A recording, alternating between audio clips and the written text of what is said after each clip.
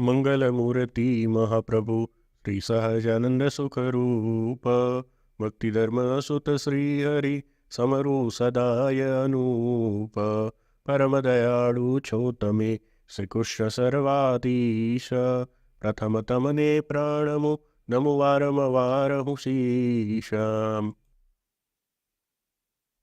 જય શ્રી સ્વામિનારાયણ. તો આજની વિડીયોમાં આપણે જે સ્વામિનારાયણ સંપ્રદાયમાં સંધ્યા આરતી સમયે જે નિત્ય નિયમમાં ગવાય છે આરતી, ધૂન, અષ્ટક, પ્રાર્થના અને સ્તુતિ, એના વિશે આપણે થોડી સમજૂતી મેળવીશું. હવે આપણને એક પ્રશ્ન થાય કે આપણે જે નિત્ય નિયમમાં ગાઈએ છીએ આરતી, ધૂન, અષ્ટક, પ્રાર્થના, એ બધું જ આપણે આપણા ઈષ્ટદેવ માટે ગાઈએ છીએ? પ્રશ્ન છે આજે. અને કોઈ કહેશે કે હા, આપણે સ્વામિનારાયણ સંપ્રદાયના ઈષ્ટદેવ આપણા જે સહજાનંદ સ્વામી છે એની જ આપણે એના માટે જ આપણે બધું ગાઈએ છીએ. તો આરતી જય સદગુરુ સ્વામી કે સહજાનંદ સ્વામીની ગાઈએ છીએ. તો પછી રામકૃષ્ણ ગોવિંદ, એમાં બધા નામ કોણ આવે છે? કૃષ્ણ ભગવાનના. પછી રાધિકા કૃષ્ણ અષ્ટકમ, તો એ કોણ ગાઈએ છીએ? તો રાધા કૃષ્ણ ભગવાન. તો અને નિર્વિકલ્પ ઉત્તમ એ સહજાનંદ સ્વામીનું ગાઈએ છીએ. અને અમુક લોકો સ્તુતિ ગાતા હોય છે, અમુક લોકો નથી ગાતા. તો એમાં અક્ષરધામના અધિપતિ તરીકે કોણ ઉલ્લેખ આવે છે? સ્વામિનારાયણ. તો આપણે આ વસ્તુ કેવી રીતે સમજવાની કે ભાઈ આપણે તો સહજાનંદ સ્વામીની દેવ સ્વીકાર્યા, તો કોઈ પ્રશ્ન કરે તો પછી તમે આ રામકૃષ્ણ ગોવિંદ કેમ ગાઓ છો? આ રાધા કૃષ્ણ અષ્ટકમ કેમ ગાઓ છો? ખાલી મહારાજે શિક્ષાપત્રીમાં આજ્ઞા કરી છે કે ભાઈ સંધ્યા સમયે શ્રી કૃષ્ણ ભગવાનના મંદિર પ્રત્યે જવું અને રાધિકાજીના પતિ એવા જે કૃષ્ણ ભગવાન એનું ઉચ્ચ સ્વરે કરીને કીર્તન કરવું, એ ખાલી આપણે સહજાનંદ સ્વામીથી અલગ સ્વીકારીને આપણે ખાલી એ આજ્ઞા પાડીએ છીએ? એ પ્રશ્ન છે. અને કોઈ એવું કહે કે ના, આપણા ઈષ્ટદેવ તો શિક્ષાપત્રી 108 નંબર શ્લોક પ્રમાણે મહારાજે કહેલા શ્રી કૃષ્ણ ભગવાન છે. તો એમના માટે પ્રશ્ન થાય, તો પછી આરતી સહજાનંદ સ્વામીની કેમ? અને નિર્વિકલ્પ ઉત્તમ જે પ્રાર્થના છે સહજાનંદ સ્વામીની કેમ? બરાબર. તો આવો થોડો વિરોધાભાસ કોઈ પૂછે તો તમે શું જવાબ આપી શકો? તો આજે એના વિશે આપણે થોડી સમજૂતી જોઈશું અને એને સ્પષ્ટ કરીશું કે આપણે જે પણ દરેક વસ્તુનો ક્રમ આપણા સંપ્રદાયમાં જે વિદ્વાનોએ ગોઠવ્યો છે, જે પૂર્વના જે સંતો કે જે વડીલો છે એને આ જે ક્રમ ગોઠવ્યો છે, એને કોઈ ઉદ્દેશ્યથી ગોઠવ્યો છે કે કેમ આ જ ક્રમમાં આપણે આ બધું ગઈએ છીએ. તો એની પાછળ પણ એમનો ઉદ્દેશ્ય એ જ હશે કે આપણા જે મૂળભૂત સિદ્ધાંતો જળવાવા જોઈએ. અને આ મૂળભૂત સિદ્ધાંતમાં સૌથી પહેલો સિદ્ધાંત શું આવે કે આપણા ઈષ્ટદેવ શિક્ષાપત્રી પ્રમાણે મહારાજે કોને સ્વીકારેલા છે? શ્રી કૃષ્ણ ભગવાનને. અક્ષરધામમાં, ગોલોક મધ્ય અક્ષરધામમાં ભગવાનનું મૂળ રૂપ પણ કેવી રીતે સ્વીકારેલું છે? શ્રી કૃષ્ણ રૂપે, રાધા લક્ષ્મી સહિત. એ આપણે આગળની બધી જે વિડીયો તમે જેને ના જોયો એ ગોલોક મધ્ય અક્ષરધામ સિરીઝ જોજો, ધામ વર્ણન ચાતુરી જોજો, ભક્ત ચિંતામણી પ્રકરણ એક સમજૂતી જોજો. તો એમાંથી તમને ખ્યાલ આવી જશે કે આપણો મૂળભૂત સિદ્ધાંત શું છે કે મહારાજે કહેલા શિક્ષાપત્રી 108 પ્રમાણે શ્રી કૃષ્ણ ભગવાન આપણા ઈષ્ટદેવ છે અને એ અક્ષરધામના અધિપતિ પણ છે મૂળ રૂપે. તો હવે આપણે જોઈશું કે ભાઈ તો આનો જવાબ આપણે કેવી રીતે આપવો કે ભાઈ આપણે અલગ અલગ કેમ ગઈએ છીએ. તો એની આજે આપણે થોડી સમજૂતી મેળવીએ. તો સૌથી પહેલાં આપણે આરતીનો ઇતિહાસ આપણા સંપ્રદાયમાં જોઈએ કે આપણે જે આરતી કહીએ છીએ જય સદગુરુ સ્વામી, એ બહુ ફેમસ આરતી છે અને લગભગ વર્ષોથી બધા મંદિરોમાં આરતી ગવાય છે જય સદગુરુ સ્વામીને. મુક્તાનંદ સ્વામી રચિત આરતી પણ છે અને આપણને એનો ઇતિહાસ પણ ખબર છે કે મુક્તાનંદ સ્વામીને જ્યારે સમાધિ પ્રકરણમાં સંશય થાય છે, મુક્તાનંદ સ્વામી શ્રીજી મહારાજને ઠપકો પણ આપે છે પહેલાં, પણ પછી શ્રીજી મહારાજ જ્યારે ફરીથી એમના શિષ્યોને સમાધિ કરાવે છે અને રામાનંદ સ્વામી એમને દર્શન આપીને કહે છે કે આપણા જે ઈષ્ટદેવ છે શ્રી કૃષ્ણ એ સ્વયં પોતે સહજાનંદ સ્વામીના રૂપમાં આવ્યા છે. એટલે એમને નિશ્ચય થાય છે પુરુષોત્તમપણાનો અને પછી આ આરતીની રચના કરે છે. એવો ઇતિહાસ આપણને સાંભળવા મળે છે. અમુક લોકો આને તોડીને સ્ટોરી બનાવે છે કે રામાનંદ સ્વામી એમને દર્શન આપીને એવું કીધું કે આ તો શ્રી કૃષ્ણ કરતાં મોટા છે. તો એ થોડુંક ઉમેરીને એ વાતને ફેરવીને બતાવે છે. કેમ કે જો એવું કીધું હોત તો મુક્તાનંદ સ્વામી જય સદગુરુ સ્વામી આરતીમાં એવું કેમ કહે કે નારાયણ નર ભ્રાતા? એવું શબ્દ લખવાની જરૂર નથી ને, પણ નારાયણ નર ભ્રાતા પણ લખે છે અને પછી પુરુષોત્તમ પ્રગટનું જે દર્શન કરશે એ પણ લખે છે. એટલે એના પરથી જ આપણને ખ્યાલ આવે કે કઈ સ્ટોરી સાચી માનવી ને કઈ સ્ટોરી સાચી ના માનવી. હવે આપણે આરતીનો ઇતિહાસ લખીએ કે ખાલી આ એક જ આરતી આપણા સંપ્રદાયમાં આનંદ સંતોએ લખી છે, તો એનો જવાબ છે ના. આપણે અહીંયા જોઈએ કે અનેક આરતીઓ લખવામાં આવી છે અને આપણા ઈષ્ટદેવની પણ આરતી છે, પછી ગણપતિજીની, હનુમાનજીની, શંકર ભગવાનની, શિક્ષાપત્રીની ઇવન આરતી લખવામાં આવી છે. તો આપણે અહીંયા જોઈએ તો બ્રહ્માનંદ સ્વામીએ પણ લગભગ ઘણી આરતી લખી છે કે જેમ અવિનાશીની મંગળ આરતી, જોઈએ ભાવ સહિત રે, પછી બીજી આરતી લખી છે આરતી અખંડ પ્રગટ હરિરાયા, અકલ અપાર તુમારી માયા, પછી મુક્તાનંદ સ્વામીએ આરતી લખી છે, આરતી મંગળા અવતાર, એટલે આ મંગળા માટેની આરતી હશે એવું આપણને ખ્યાલ આવે. પછી મુક્તાનંદ સ્વામીએ બીજી લખી છે, આરતી કીજે સહજાનંદ સ્વામી નટવર રૂપ પ્રગટ બહુ નામી. એવી રીતે બ્રહ્માનંદ સ્વામી આરતી પ્રગટ પ્રભુજી કી કીજે. પછી બીજી આરતી શ્રી કૃષ્ણ દેવ મંગળા તુમારી, આ પણ મંગળા આરતી જેવું લાગે છે. પછી બ્રહ્માનંદ સ્વામીએ લખી છે બીજી આરતી, આરતી શૃંગાર કરત ભક્તિ ધર્મ દો, કરુ શૃંગાર આરતી સુંદર હરિચરણે ચિત્તધારી. બ્રહ્માનંદ સ્વામી માત અહિંસા ઉતારે આરતી માત ઉતારે. મુક્તાનંદ સ્વામી રાજભોગ કીજે આરતી, એટલે રાજભોગ માટે પણ સ્પેશિયલ આરતી લખેલી છે. પછી મુક્તાનંદ સ્વામીએ શીતલ આરતી કીજે, શ્રી કૃષ્ણ કી શીતલ આરતી કીજે. એવી રીતે મુક્તાનંદ સ્વામીએ બીજી શ્રી ઘનશ્યામ ચતુર સુંદર વનમ મન ભાવન, એટલે આ શૃંગાર આરતી જેવું લાગે છે. બ્રહ્માનંદ સ્વામી મંગળ આરતી ઉતારું, કનૈયા ઝૂકી મંગળ આરતી ઉતારું. બ્રહ્માનંદ સ્વામીએ મંગળ મહારાજ ઝૂકી કીજે આરતી. પછી જયદેવ જયદેવ જય ગોકુળ ચંદા, ધર્મ ઉતારત આરતી બદ્રીપતિ કેવી, કરત શિંગાર આરતી વોર. એટલે આ બધી આરતીના ટાઇટલ પરથી એવું લાગે છે કે ઘણી આરતીઓ લખવામાં આવી છે. અને એવું પણ હોઈ શકે કે મંગળાની આરતી અલગ, શણગારની આરતી અલગ, એવી રીતે શયનની આરતી અલગ, એવી રીતે અલગ અલગ આરતી મહારાજના વખતમાં ગવાતી પણ હશે. અને આપણે અહીંયા જોઈએ તો સહજાનંદ સ્વામી વિશે પણ આરતી લખી છે, શ્રી કૃષ્ણ માટે પણ આરતી લખી છે, પછી બદ્રીપતિ માટે પણ આરતી લખી છે. તો અહીંયા આપણે જોઈએ કે મહારાજે જે સ્વરૂપો પધરાયેલા છે એ બધા માટે આરતી બનેલી છે. હવે એ આરતી, બધી આરતી આપણે એક પછી એક જોવા જઈએ તો એ બહુ ડીપમાં જતું રહેશે. એટલે આપણે અહીંયા બધી આરતી જોવા નહીં બેસે, પણ થોડા આરતીના શબ્દો જોઈએ કે જે નંદ સંતોની જે આરતી લખવાની જે પદ્ધતિ છે એ કેવી હતી. તો એને આપણે થોડા અમુક આરતીના પેરાગ્રાફ જોઈએ. હવે બ્રહ્માનંદ સ્વામી રચિત આરતીનું એક પદ જોઈએ કે અતિ હેતે કરી મંગળ આરતી, તેમાં ડાબે કાન શ્યામ તિલબિંદુ, એટલે આ મહારાજની મૂર્તિના વર્ણન જેવું લાગે છે. જેમ સ્વાભાવિક ચેષ્ટા આવે તો મહારાજના વિશે આરતી લખેલી છે. પણ છેલ્લે શું કહે છે, બ્રહ્માનંદ કહે નિસંગ થઈને કૃષ્ણ તણા થઈ રહ્યું. પછી એવી રીતે એક પદ આપણે બીજું જોઈએ આરતીનું, જે એ પણ બ્રહ્માનંદ સ્વામી લખ્યું છે, નિરખી મુનિ વૃંદ આય છબી શૃંગાર કી, મૂર્તિ ઉપજાત મોહ નંદ કુમાર કી. એટલે આ કૃષ્ણ ભગવાનની આરતી લખેલી છે. પછી એક બીજું પદ જોઈએ કે જે બ્રહ્માનંદ સ્વામીએ લખ્યું છે આરતી માટે, આરતી બદ્રીનાથ તુમારી નર નારાયણ ધળ ભરત ધારી. એટલે આ નર નારાયણ દેવની આરતી લખેલી છે. પછી એમાં શું લખે છે, અક્ષર પાર સદા અવિનાશી, અનંત કોટી બ્રહ્માંડ ધીરાજા, જુગ જુગ મૂર્તિ ધરત તુમ જાન, અસુર વિનાશન જન સુખધામ. તો અહીંયા તો આ આરતી પદમાં મારે નરનારાયણ દેવની આરતી પણ લખી.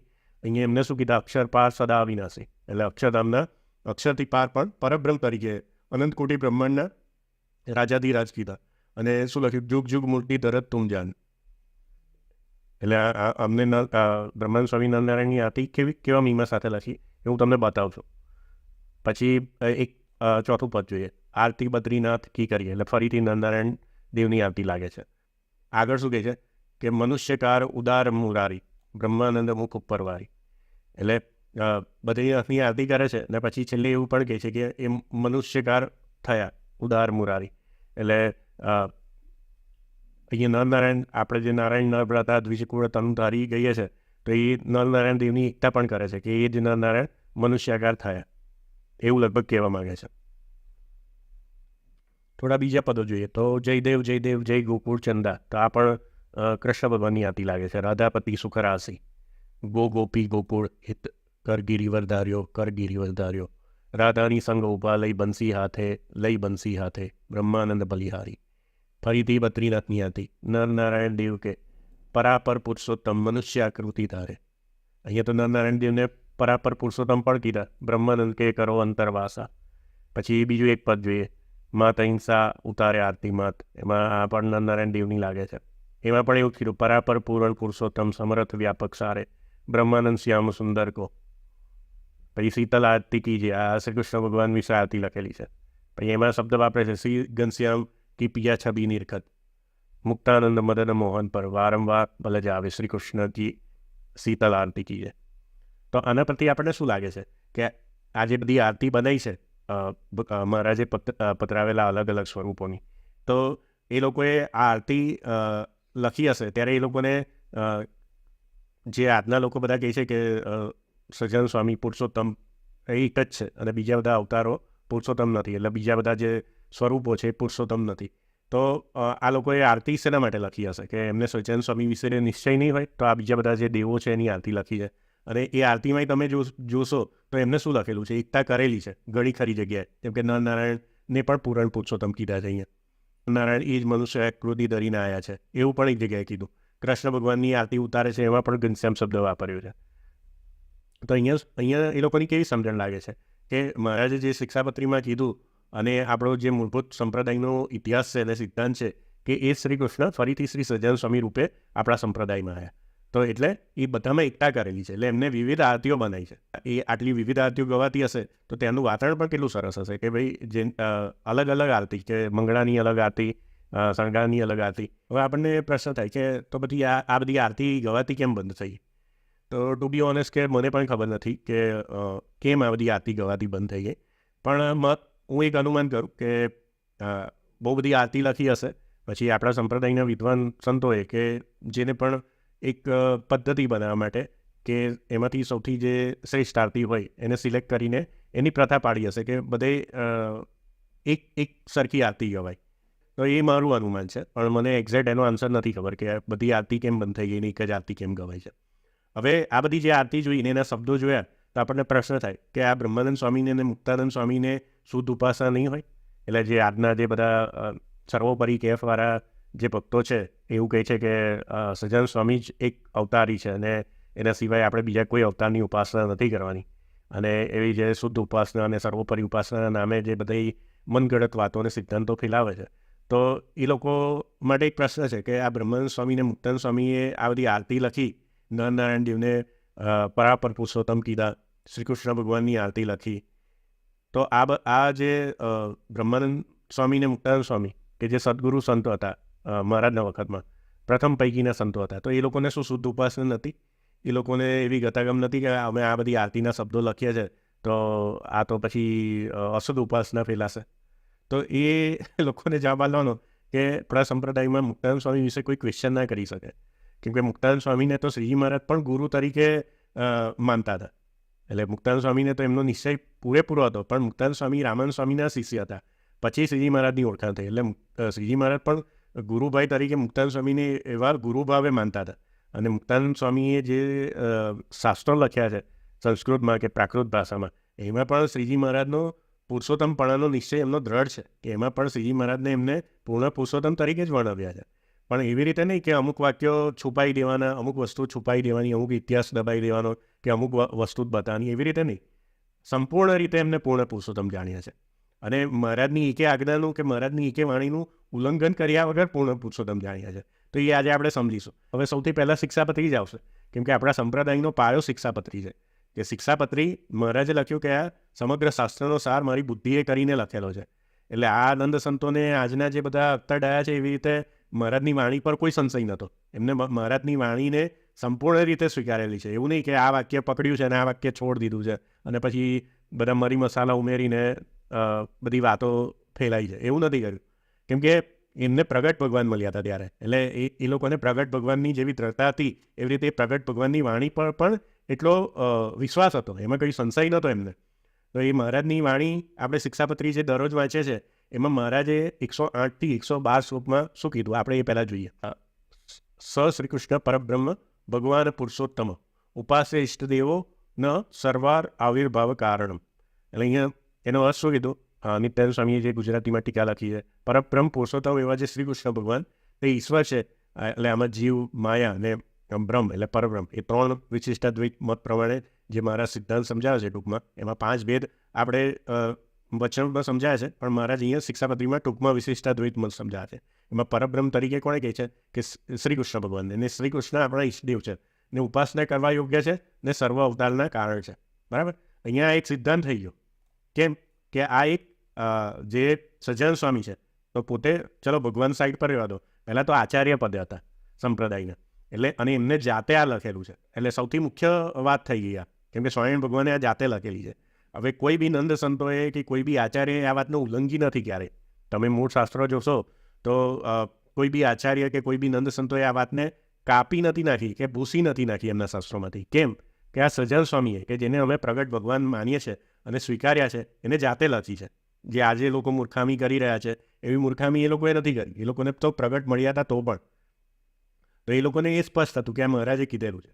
પછી મહારાજે આગળ શું કીધું, હવે આ મુખ્ય વસ્તુ છે આપણે સમજવાની, કે મહારાજે આગળ આજના શ્લોકમાં શું કીધું કે શ્રી કૃષ્ણ રાધિકાજી જોડે હોય તો રાધાકૃષ્ણ નામે જાણવા. અહીંયા આપણે સંસ્કૃતના શ્લોકો પણ જોતા જઈએ.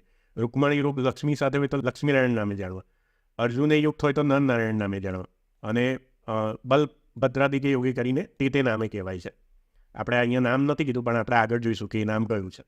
અને ક્યારેક શ્રી કૃષ્ણ ભગવાન એકલા હોય, કેમ કે જે બધા ભક્તો છે રાધા આદિ જે ભક્તો છે ક્યારેક સ્નેહ કરીને પડખે રહે કે અથવા અંગને વિશે રહે, તો શ્રી કૃષ્ણ ભગવાન એકલા હોય એવું સમજવું. હવે 112 શ્લોકમાં એ શું સમજાવે છે કે એ તું માટે શ્રી કૃષ્ણ ભગવાનના જે સ્વરૂપ તેમને વિશે સર્વે પ્રકારે કરીને ભેદ ન જાણ. શું લખ્યું મહારાજે કે આ બધા જે સ્વરૂપ છે એમને વિશે ભેદ ન જાણો. હવે ભેદ ના જાણવો એનો મિનિંગ શું, કે અહીંયા જે શ્રી કૃષ્ણ પરબ્રહ્મ કયા અને ઈષ્ટદેવ કયા એમના જ આ સ્વરૂપ કીધા. એટલે ભેદ ના જાણવો એટલે શું, કે એ બધા જ કોણ છે, આપણા ઈષ્ટદેવ છે. રાધાકૃષ્ણનું સ્વરૂપ, લક્ષ્મીનારાયણનું સ્વરૂપ, નરનારાયણનું સ્વરૂપ, શ્રી કૃષ્ણ ભગવાન એકલી મૂર્તિ હોય એ બધા જ કોણ છે, આપણા ઈષ્ટદેવ પરબ્રહ્મના અલગ અલગ સ્વરૂપો છે. અને એમના વિશે ભેદ ના જાણો એટલે શું, પછી એમાં ભેદ બુદ્ધિ નહીં કરવાની કે આ નાના છે ને આ મોટા છે. એ બધા કોણ છે, પરબ્રહ્મ પુરુષોત્તમ. અને ચતુર્ભુજપણું, અષ્ટભુજપણું, સહસ્ત્રભુજપણું જે ભેદ જણાય છે તે દ્વિભુજ એવા જે શ્રી કૃષ્ણ તેમની ઈચ્છાએ કરીને છે એમ જાણો.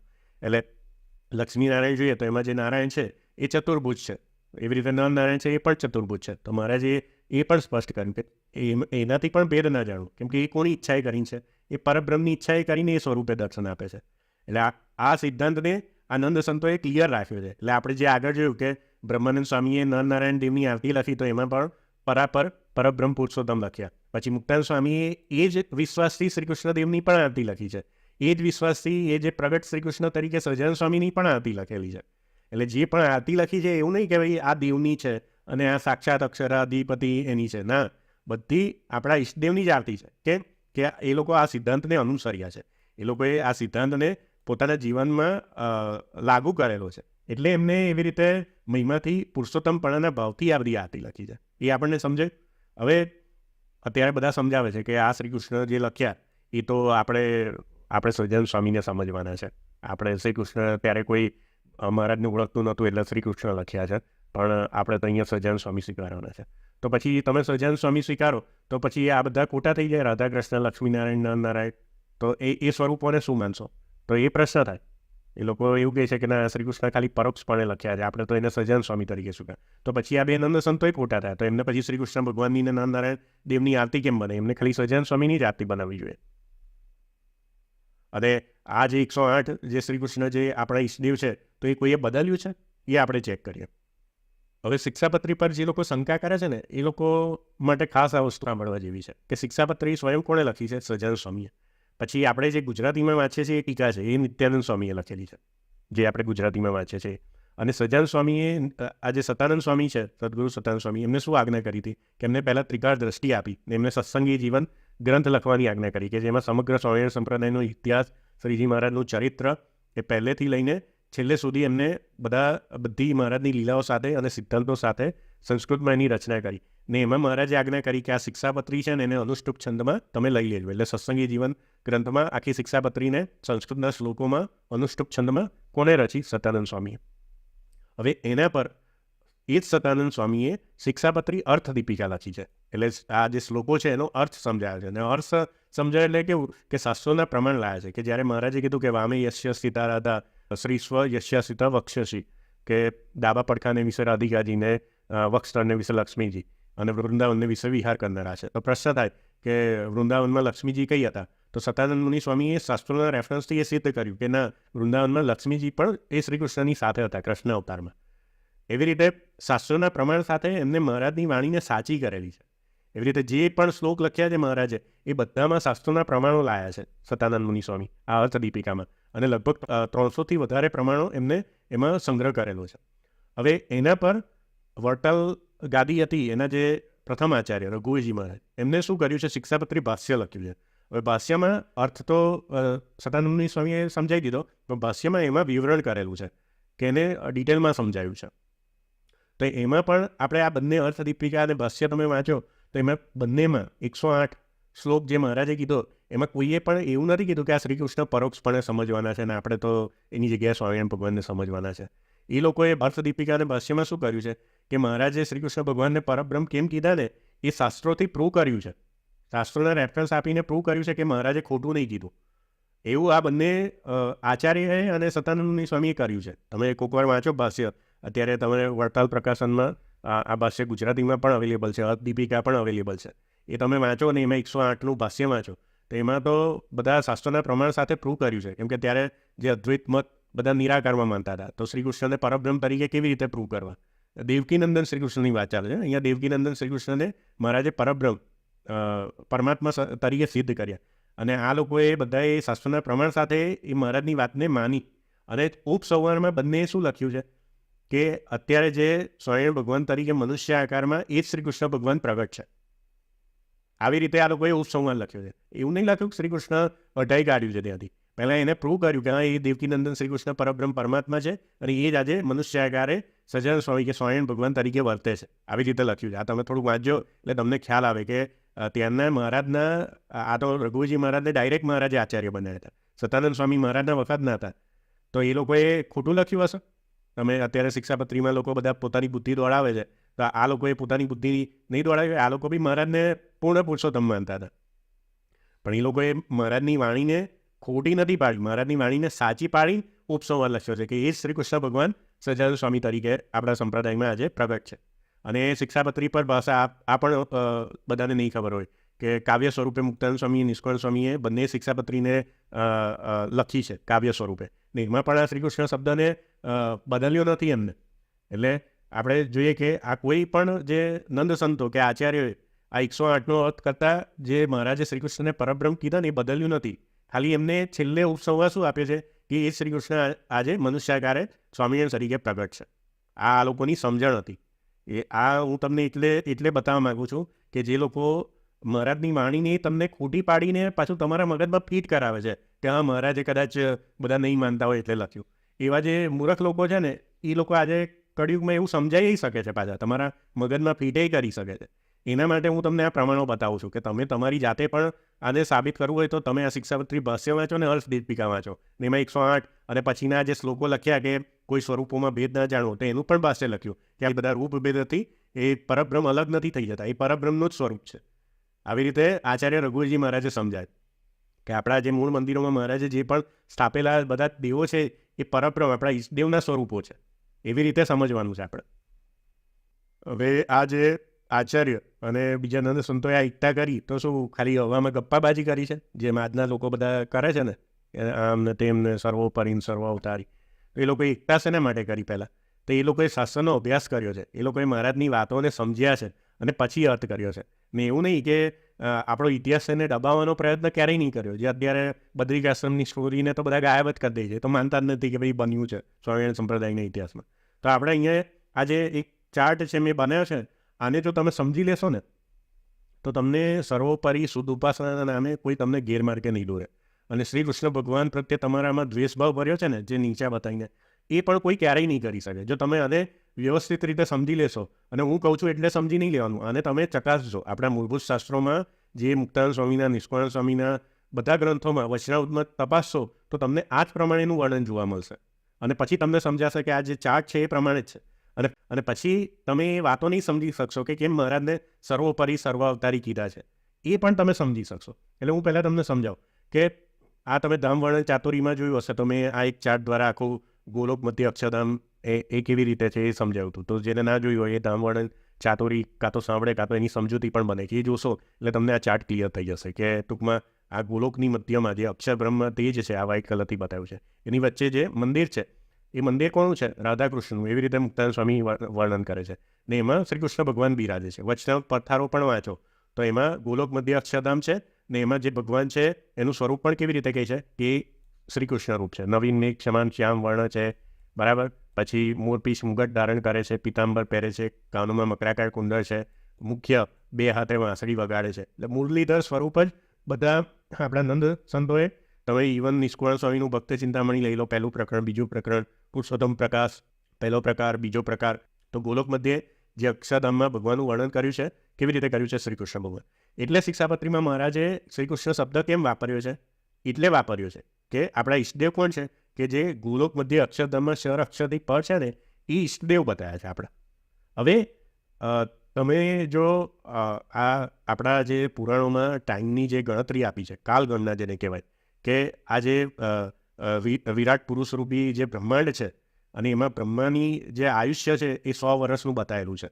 અને એનો બ્રહ્માજીનો ખાલી એક દિવસ જ કેટલો મોટો છે, એને એક કલ્પ કહેવાય છે. અહીંયા તમે થોડુંક ધ્યાનથી જોશો તો તમને ખ્યાલ આવશે કે અહીંયા મેં એક થોડું કેલ્ક્યુલેશન સર્ચ કરીને મૂકેલું છે કે એક કલ્પ એટલે આ ડિવાઇન યર છે, પણ એને આપણે હ્યુમન યરમાં કેલ્ક્યુલેશન કરીએ તો 4.3 બિલિયન યર્સ એટલા બધા વર્ષ થાય છે. અને એક કલ્પમાં આપણે એ બ્રહ્માજીનો એક દિવસ કહેવાય. એવી રીતે 360 દિવસથી એક વર્ષ બને. અને એવી રીતે બ્રહ્માજી 100 વર્ષ જીવે છે. અને બ્રહ્માજી 50 વર્ષ જીવી ગયા છે. એટલે આજે વિરાટ પુરુષની ચર્ચા ચાલે છે, આપણા બ્રહ્માંડની ચર્ચા ચાલે છે. ને આ 51મું વર્ષ ચાલે છે. ને 51 વર્ષનો આ પહેલો દિવસ એટલે શ્વેતવારા કલ્પ. હવે એક દિવસ બહુ લાંબો છે, આ 4.3 બિલિયન યર્સ કીધું એટલો લાંબો છે, એને શ્વેતવારા કલ્પ કહેવાય છે. એટલે હવે એક કલ્પમાં 1000 યુગની ચોગડી થાય છે, એટલે 1000 ચતુર્યુગ થાય છે. એટલે જે સતયુગ, ત્રેતાયુગ, દ્વાપર ને કલયુગ, એવી રીતે એક આખો ચતુર્યુગ થયો એવા 1000 થાય છે. તો એ 1000 એક કલ્પમાં પાછા 14 મન્વંતર થાય છે. એટલે 1000 જે ચતુર્યુગ થયા એને આપણે 14 વડે ભાગીએ તો એક જે મન્વંતર છે એમાં આપણે કેટલા યુગ થાય એ એપ્રોક્સિમેટલી મળે. એટલે એક મન્વંતરમાં લગભગ 71 જેટલા યુગ ચતુર્યુગ ફરે છે. એટલે જ્યારે બ્રહ્માજીનો પહેલો દિવસ ચાલુ થયો ત્યારે જ્યારે પહેલો મન્વંતર આવે, એટલે પહેલાં મનુ, પછી ઇન્દ્ર પણ અલગ હોય ને સપ્તર્ષિ ઋષિ, તો એ મનુને સ્વયંભૂ મન્વંતર કહેવાય છે. ને એનો જ્યારે પહેલો સતયુગ ચાલતો હતો, એટલે પહેલા ચતુર્યુગનો પહેલો સતયુગ, ત્યારે આ નરનારાયણ દેવની ઉત્પત્તિ થઈ છે.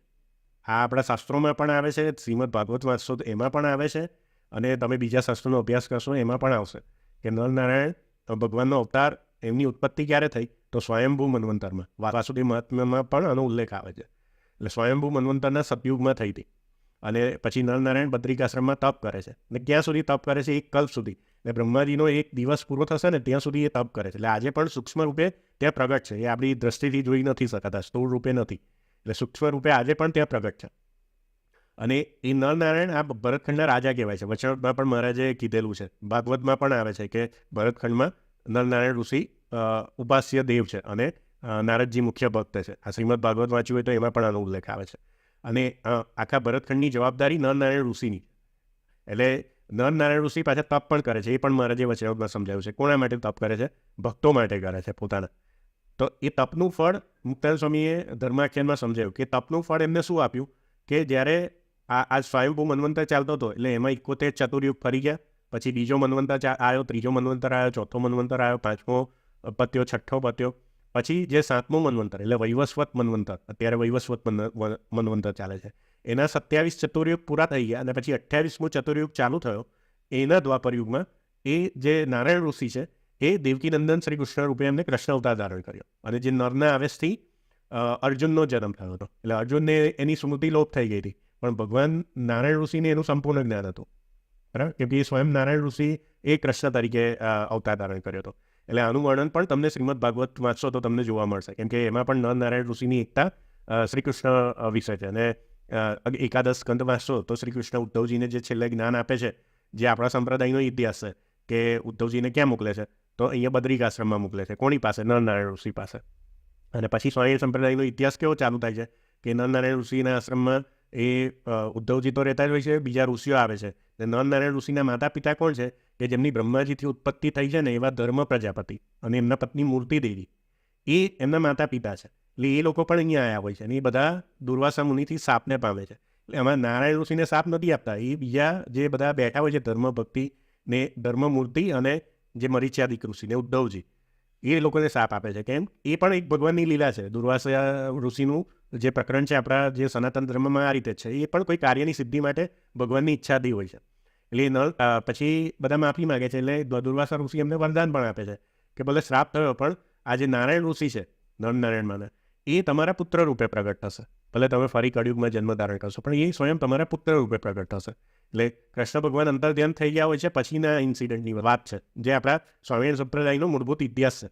એટલે એ જે નારાયણ ઋષિ છે, કેમ કે એ જ શ્રી કૃષ્ણ અવતાર તરીકે પ્રગટ થયા હતા, પછી અંતર ધ્યાન થઈ ગયા, પછી એ જ નારાયણ ઋષિ ફરી કોના રૂપે કળિયુગમાં પ્રગટ થાય છે? સહજાનંદ સ્વામી રૂપે.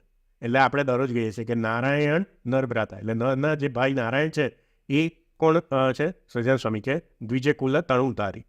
અને વચન પથારો વાંચો તો એમાં કેવી રીતે લખ્યું છે કે આ શ્રી કૃષ્ણ ભગવાનનું ગોલોક મધ્ય અક્ષરધામમાં વર્ણન કર્યું, પછી એવું લખ્યું કે એ જ ભગવાન સમગ્ર ઐશ્વર્ય અને શક્તિ સાથે કૌશલ દેશને વિશે પ્રગટ થતા આવા. અને પછી પ્રગટ કેવી રીતે થાય છે ને એનું વર્ણન પણ આ રીતે કરે છે કે બદ્રિકાશ્રમમાં શ્રાપ થાય છે ને એ નારાયણ ઋષિ, એટલે પાછું ત્યાંથી આ કટ નહીં કરી નાખતા આ સ્ટોરીને. એટલે એ આ જે અક્ષરધામના અધિપતિ શ્રી કૃષ્ણ ભગવાન છે ને એ જ નરનારાયણ રૂપે બદ્રિકાશ્રમમાં બિરાજમાન છે. અને એ ભરતખંડમાં આ જે પૃથ્વીનો ભાર છે એને ઓછો કરવા અથવા ધર્મની સ્થાપના કરવા અનેક વાર જન્મ ધારણ કરે છે. આ આપણા સંપ્રદાયનો મૂળભૂત ઇતિહાસ થયો. એટલે આ જે શ્રી કૃષ્ણ છે એ જ ફરીથી સહજાનંદ સ્વામી રૂપે આવે છે એવું પણ કહેવાય. આ જે નારાયણ ઋષિ છે એ જ સહજાનંદ સ્વામી રૂપે આવ્યા એ પણ કહેવાય. અને આ અક્ષરધામના અધિપતિ એ જ સહજાનંદ સ્વામી રૂપે આવ્યા એ પણ કહેવાય. કેમ કે આ તાત્વિક રીતે બધા એક જ છે, પણ સહજાનંદ સ્વામીના પ્રાદુર્ભાવનો ઇતિહાસ ક્યાંથી જોડાયેલો છે? બદ્રિપતિ નરનારાયણ ઋષિ એની જોડેથી જોડાયેલો છે. કેમ કે નારાયણ ઋષિ એ સહજાનંદ સ્વામી તરીકે જન્મ ધારણ કર્યો, પણ એ નારાયણ ઋષિ બીજા કોઈ નહીં કે એ અક્ષરધામના જે અધિપતિ શ્રી કૃષ્ણ ભગવાન છે એ જ બીજા રૂપે છે. કેમ કે મહારાજે લોયા 18માં શું સાબિત કર્યું કે આ જે અક્ષરધામના અધિપતિ છે એ પોતાનું મૂળ રૂપ છોડીને ક્યારેય નથી આવતા. એટલે જે બધા મૂર્ખામી કરે છે ને કે આ અક્ષરધામમાંથી ડાયરેક્ટ આવ્યા, અક્ષરધામનું સિંહાસન ક્યારેય ખાલી નહીં થતું, એ ભગવાન ત્યાં જ રહી છે. પણ મહારાજે વચન સમજાવ્યું કે પોતાની યોગ કળા દ્રષ્ટિથી એ અનેક કોટી બ્રહ્માંડમાં પોતે અવતાર ધારણ કરે છે. એટલે આમાં ભરતખંડની જવાબદારી કોની છે? નરનારાયણ ઋષિ રૂપે. એટલે એ શ્રી કૃષ્ણ ભગવાન નરનારાયણ ઋષિ રૂપે રહે છે ને એ નારાયણ ઋષિ સહજાનંદ સ્વામી રૂપે અવતરે છે. એટલે તમે ફરીથી મૂળભૂત ગ્રંથો ચકાસશો ને તો એમાં એવું જ લખ્યું હશે, પહેલાં આ ભગવાનનું વર્ણન કરશે ગોલોક મધ્યે શ્રી કૃષ્ણ ભગવાનનું, પછી એ પ્રગટ કેવી રીતે થશે ને તો એ પહેલાં નરનારાયણ ઋષિનો ઉલ્લેખ કરશે, એને કાપી નહીં કાઢે. અને પછી એ કહેશે કે એ નારાયણ ઋષિ થયા સહજાનંદ સ્વામી ઘનશ્યામ તરીકે, શ્રી કૃષ્ણ ભક્ત પ્રતિપાળ, આવા શબ્દો મળશે કે એ કોણ છે નારાયણ ઋષિ? એ પોતે શ્રી કૃષ્ણ ભગવાન છે, સ્વયં અધિપતિ. હવે આગળની તમે આરતી વિચારો કે બ્રહ્માનંદ સ્વામીએ કેમ બદ્રિપતિને પરાપર પુરુષોત્તમ કીધા? કેમ કે એ એક જ છે બંને, એ પરાપર પુરુષોત્તમ જ છે આ ધરા પર. પછી દેવકીનંદન શ્રી કૃષ્ણને કેમ વ્યાસજીએ શ્રીમદ ભાગવતમાં પરબ્રહ્મ પરમાત્મા પુરુષોત્તમ કીધા? કેમ કે મહારાજે સ્વરૂપ અદ્વૈત સમજાવ્યો. કે મુક્તાનંદ સ્વામીએ પૂછ્યું કે આ જે અક્ષરધામના ભગવાનને જે મનુષ્ય કાર્ય શ્રી કૃષ્ણ ભગવાન થયા હતા તો એ બે વચ્ચે ભેદ છે? તો મહારાજે સમજાવ્યું કે એ જ આ બે વચ્ચે જે ભેદ માને ને અક્ષરધામના શ્રી કૃષ્ણ ભગવાનને દેવકીનંદન શ્રી કૃષ્ણ ભગવાન, તો એને તો મહારાજે અસુરો કીધા. નીચે મેં હું લાઈન આમાં આ જે સ્લાઇડ છે એમાં રાખેલી છે મેં, એ તમે સત્સંગી જીવન વાંચશો એનું પ્રકરણ 3 ને અધ્યાય 29 બહુ ડિટેલમાં મહારાજે ચર્ચા કરી છે. પહેલાં શ્રી કૃષ્ણ ભગવાનને પરબ્રહ્મ કીધા અને પછી મહારાજે કીધું કે મનુષ્યાકારે એ શ્રી કૃષ્ણ ભગવાન જ્યારે પ્રગટ થયા હતા અને આ અક્ષરધામના અધિપતિ, એ બે વચ્ચે કોઈ ભેદ નથી ને જે ભેદ માને ને એ અસુરો છે. એટલે લોકો આજે સહજાનંદ સ્વામીને સર્વોપરી સર્વાવતારી બતાવવા માટે જે બીજા અવતારોને એમાંય મુખ્યત્વે કૃષ્ણ ભગવાનને નીચા પાડે છે ને એના વિશે મહારાજે શું શબ્દ વાપર્યો છે? અસુરો. એટલે એ ખાસ વિચારવાની જરૂર છે આજે. એટલે આ બધા તાત્વિક રીતે એક જ છે, ભલે એ અવતાર અલગ અલગ ધારણ કરે છે, પણ આપણા સંપ્રદાયનો મૂળભૂત ઇતિહાસ આ પ્રમાણે જ બધાએ વર્ણન કર્યો છે. હવે તમે શિક્ષાપત્રી પર વિચારો, મહારાજે જે શ્રી કૃષ્ણ ભગવાન કીધા ને પરબ્રહ્મ, એ આ શ્રી કૃષ્ણ માટે કીધેલું છે. અને પછી એ પણ સમજાવ્યું કે આ શ્રી કૃષ્ણ અને આ શ્રી કૃષ્ણ વચ્ચે ભેદ નથી. એટલે જે ડાયા થઈને એવું કહે ને કે ના એ તો આ શ્રી કૃષ્ણ અવતાર વિશે નહીં કીધું અક્ષરધામના અધિપતિ, તો મહારાજે એ સમજાવી દીધું કે એ બે વચ્ચે કોઈ ભેદ નથી. એટલે એ બધા ડાયા ખોટા થઈ ગયા. એટલે આપણે ભગવાનના અવતારોમાં ક્યારેય ભેદ ના માનો, કેમ કે મહારાજે આ સિદ્ધાંત, અને એ સિદ્ધાંત પ્રમાણે જ સતાનંદ મુનિ સ્વામીએ આ સત્સંગી જીવનના પ્રકરણમાં શું ઉપસંહાર લખ્યો કે એ શ્રીજી મહારાજે પોતાના આગલા અવતાર સ્વરૂપે સ્વરૂપ અદ્વૈતનું વર્ણન કર્યું. એટલે શ્રીજી મહારાજના વિશે પણ કેવો ભાવ રાખ્યો એમને કે એ અક્ષરધામના અધિપતિ કોણ છે? શ્રી કૃષ્ણ ભગવાન છે, એવો ભાવ રાખ્યો. આવો ઉપસંહાર કોણે આપ્યો? સતાનંદ મુનિ સ્વામી. કે આ બે એક થયા કે અક્ષરધામના અધિપતિ શ્રી કૃષ્ણ અને દેવકીનંદન શ્રી કૃષ્ણ એક થયા તો એ જ શ્રી કૃષ્ણ, એટલે એ જ નારાયણ ઋષિ ફરીથી આવ્યા છે. તો આ બે વચ્ચે બી સ્વરૂપ અદ્વૈત થયું જ ને. એ = B અને એ = C, તો પછી શું થયું? B = C થાય જ ને. આ તો મેથેમેટિક્સનો સિદ્ધાંત કહે છે. એટલે આ નંદ સંતો સમજ્યા છે, બેઝિક વસ્તુ જે શાસ્ત્રનું મૂળભૂત જ્ઞાન છે એ સમજ્યા છે. એટલે ખાલી બધા હવામાં ગપ્પાબાજી નહીં કરી. અત્યારે જે લોકો સર્વોપરીને સર્વ અવતારીના કેમ્પમાં જે બધા અવતારોને તો નરનારાયણ ઋષિને તો ગણતા જ નહીં.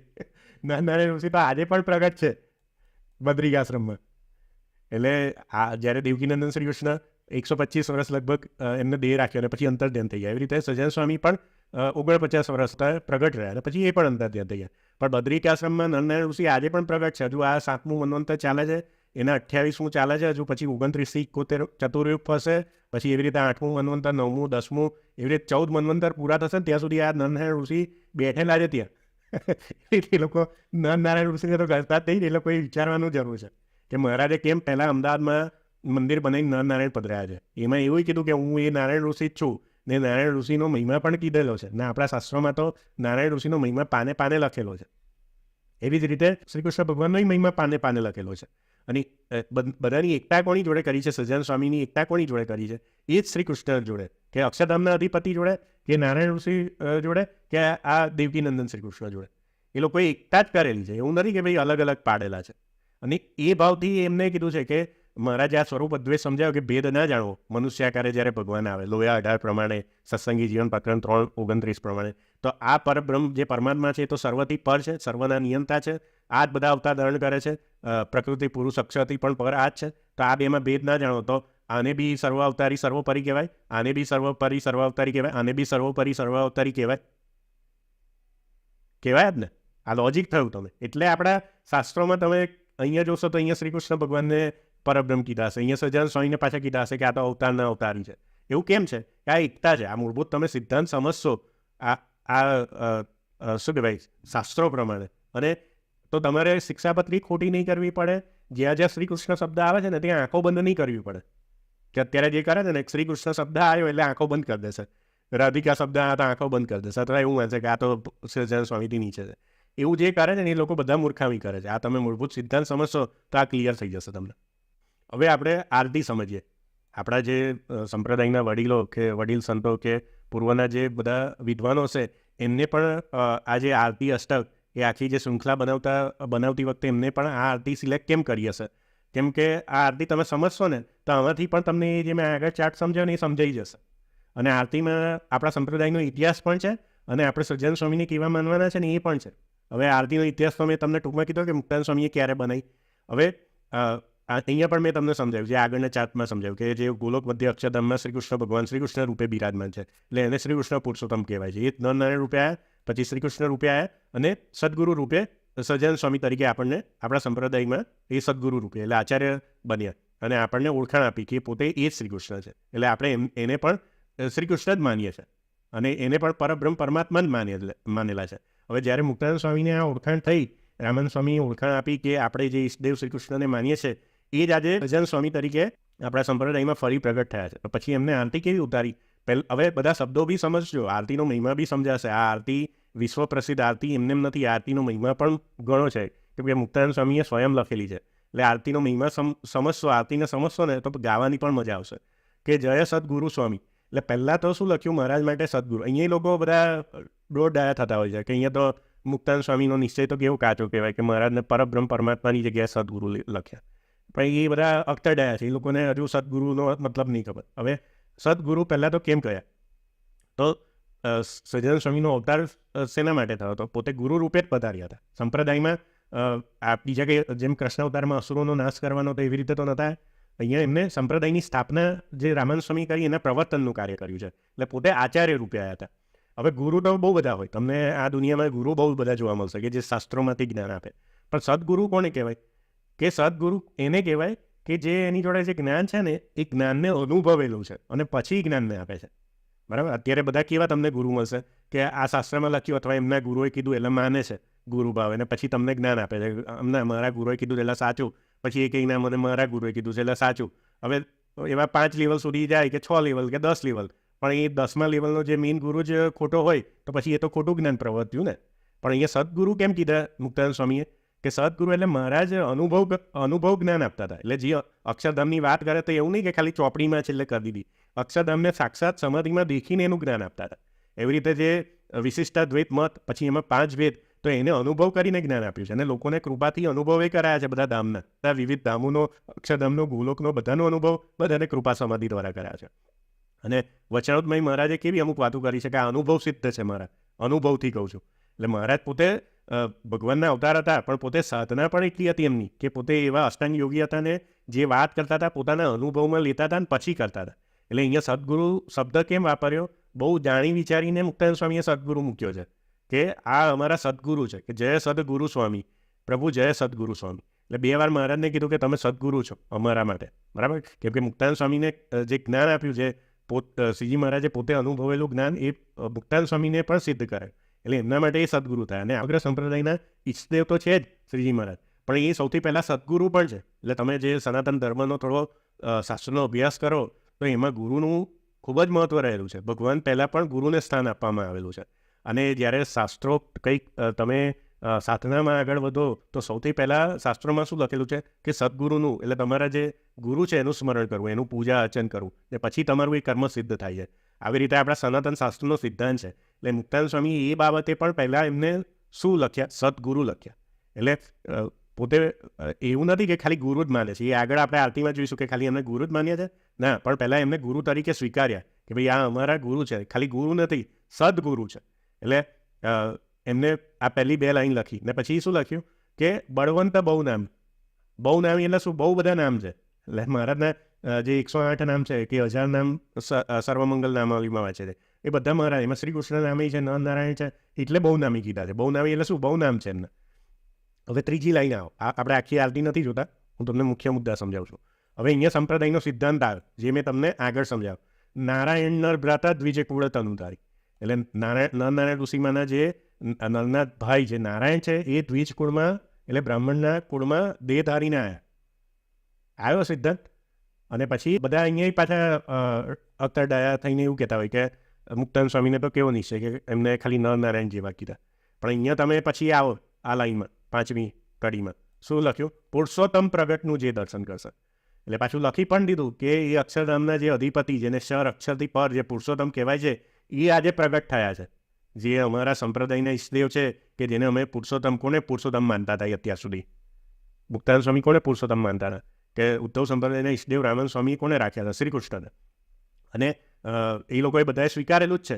તો એ શર અક્ષરથી પર જે શ્રી કૃષ્ણ ભગવાન પુરુષોત્તમ છે એ પ્રગટ થઈને સહજાનંદ સ્વામીના રૂપે આવ્યા. એટલે શું લખ્યું પાછું? પુરુષોત્તમ પ્રગટનું. એટલે પાછું ઇતિહાસ કાઢી નહીં નાખ્યો જે આજે લોકો બધા કાઢે છે ને કે નરનારાયણને ગણતા નથી, એવું નહીં. પહેલાં બધી હકીકતો રાખી. આ વસ્તુ આપણે નંદ સંતોનો જે શાસ્ત્ર અભ્યાસ ને એમને જે કાવ્યો બનાવ્યા કે જે શાસ્ત્રોની રચના કરીને એની પદ્ધતિમાં તમને પહેલાં શું દેખાશે? સત્ય દેખાશે. અત્યારે એ લોકો બધા જે સર્વોપરીના કેફમાં શું કરે? જ્યાં શ્રી કૃષ્ણ શબ્દ આવે ભૂસી કાઢે, નરનારાયણની સ્ટોરી ગાયબ કરી દે. એવી રીતે કંઈ તમે એવું કહો કે આ મોટા મોટા, એવી રીતે ભગવાન મોટા નહીં થઈ જતા. પહેલાં તમે સત્યનો કેટલો સાથ આપો છો, એ ભગવાનનું સ્વરૂપ શું છે? સત ચિત આનંદ. પહેલું સત્ય જ છે. જ્યાં સત્ય નથી ત્યાં ભગવાન નથી. એટલે આ નંદ સંતો બધા સાધના માર્ગવાળા હતા. એવું નહીં ખાલી ટેકોલોજી નતા કરતા બધા. ત્યાં ત્યાં લોકો બધા ફેકમ ફેક, કોઈ અનુભવ નહીં, કોઈ આત્મદર્શન નહીં, કોઈ પરમાત્મા દર્શન નહીં, સમાધિનું તો નામો નિશાન નહીં. તો એ પણ એ સર્વોપરીના કેમ્પમાં એવી ફેકમ ફેંકી કરે. પણ એ ફેકમ ફેંકીમાં એ ના જોવે કે હું સહજાનંદ સ્વામીની શિક્ષાપત્રીને ખોટી પાડું છું. અહીંયા એમને કોઈ જગ્યાએ શિક્ષાપત્રીને ખોટી નહીં પાડી, મૂળભૂત સિદ્ધાંતને ખોટા નહીં પાડ્યા.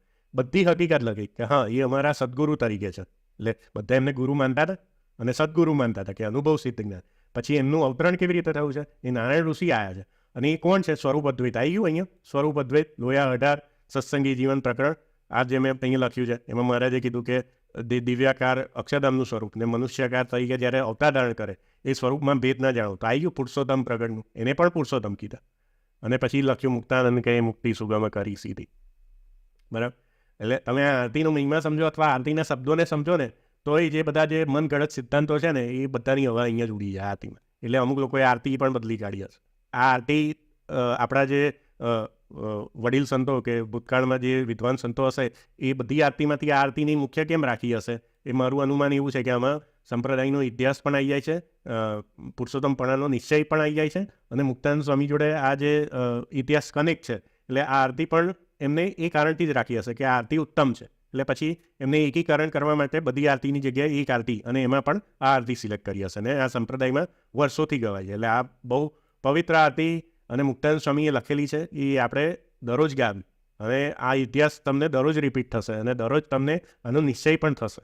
એટલે આ આરતીને ક્યારેય બદલવી નહીં ને આ આરતી જ ગાવી તમારે. હવે હું તમને થોડી એક્સરસાઇઝ કરાવું કે પાછું શિક્ષાપત્રી પર આવીએ કે મહારાજે પરબ્રહ્મ કોને કીધા?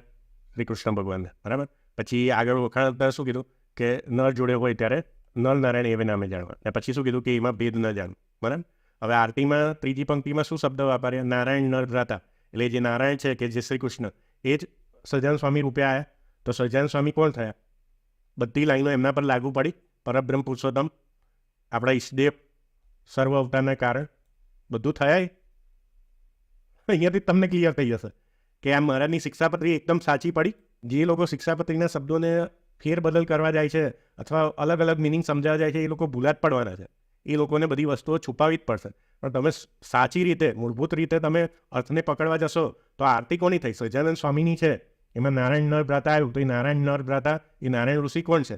નારાયણ કોણ છે? તો એ પરબ્રહ્મ પુરુષોત્તમ જ છે. તો એ નારાયણ જ ઋષિ બીજા રૂપે આવે તો એ કંઈ અલગ થઈ જવાના છે? એ પણ કોણ થાય? મહારાજે શું કીધું કે એમના સ્વરૂપના વિશે ભેદ ન જાણવો. તો એ ભેદ ના જાણીએ તો એ શું થયા? એ સહજાનંદ સ્વામી શું થયા? પરબ્રહ્મ પુરુષોત્તમ થયા. અને એ જ શ્રી કૃષ્ણ થયા. જે શ્રી કૃષ્ણ જે અક્ષરધામના અધિપતિ કીધા એ જ થયા, આપણા ઈષ્ટદેવ થયા. એટલે અહીંયા રાધા કૃષ્ણ હોય તો એ પણ આપણા ઈષ્ટદેવ થયા. એ પણ પરબ્રહ્મ પુરુષોત્તમ છે. લક્ષ્મીનારાયણ છે, એ પણ આપણા ઈષ્ટદેવ છે, પરબ્રહ્મ પુરુષોત્તમ છે, સર્વ અવતારના કારણ છે. નરનારાયણ છે, એ પણ પરબ્રહ્મ પુરુષોત્તમ છે. શ્રી કૃષ્ણ છે, નરનારાયણ સર્વ અવતારના કારણ છે. અને શ્રી કૃષ્ણ ભગવાનની એકલી મૂર્તિ હોય. આમાં આપણે હરિકૃષ્ણ મહારાજ પણ સમજી લેવાનું કે કેમ કે એ સહજાનંદ સ્વામીનું આચાર સ્વરૂપ છે. એટલે મુક્તાનંદ સ્વામીએ જે નારાયણ નર ભ્રાતા લખ્યા તો એમાં સહજાનંદ સ્વામીને કોણ કીધા? નારાયણ ઋષિ. તો સહજાનંદ સ્વામીની પણ એકલી મૂર્તિ હોય તો એ કોણ છે? એ શ્રી કૃષ્ણ, આપણા ઈષ્ટદેવ છે. હા, એકદમ સીધું ગણિત છે. કંઈ આપણે કોઈ શબ્દોને છુપાવવાની જરૂર પડે છે? અને પહેલી તો શિક્ષાપત્રી જ અહીંયા સાચી થાય છે. આ રીતે શિક્ષાપત્રીને સાચી પડે. એવું નહીં શિક્ષાપત્રીના શબ્દોને અર્થ ખોટો સમજાવીને લોકોને મૂર્ખ બનાવવા. કેમ કે બહારના સંપ્રદાય વાળા તો એવું જ સમજે કે ભાઈ તમને આ લખ્યું છે તો તમે શું કામ ઊંધું સમજો? પછી એ લોકોને પાછું ઊંધું સમજાવવા જાય. તો એ લોકોના મગજમાં થોડું ઉતરતું હોય કે ભાઈ તમે જેને ભગવાન માનો છો એની વાણી પર જ વિશ્વાસ નહીં, તો પછી તમારે બીજા શાસ્ત્રોને જોવે જ શું કામ?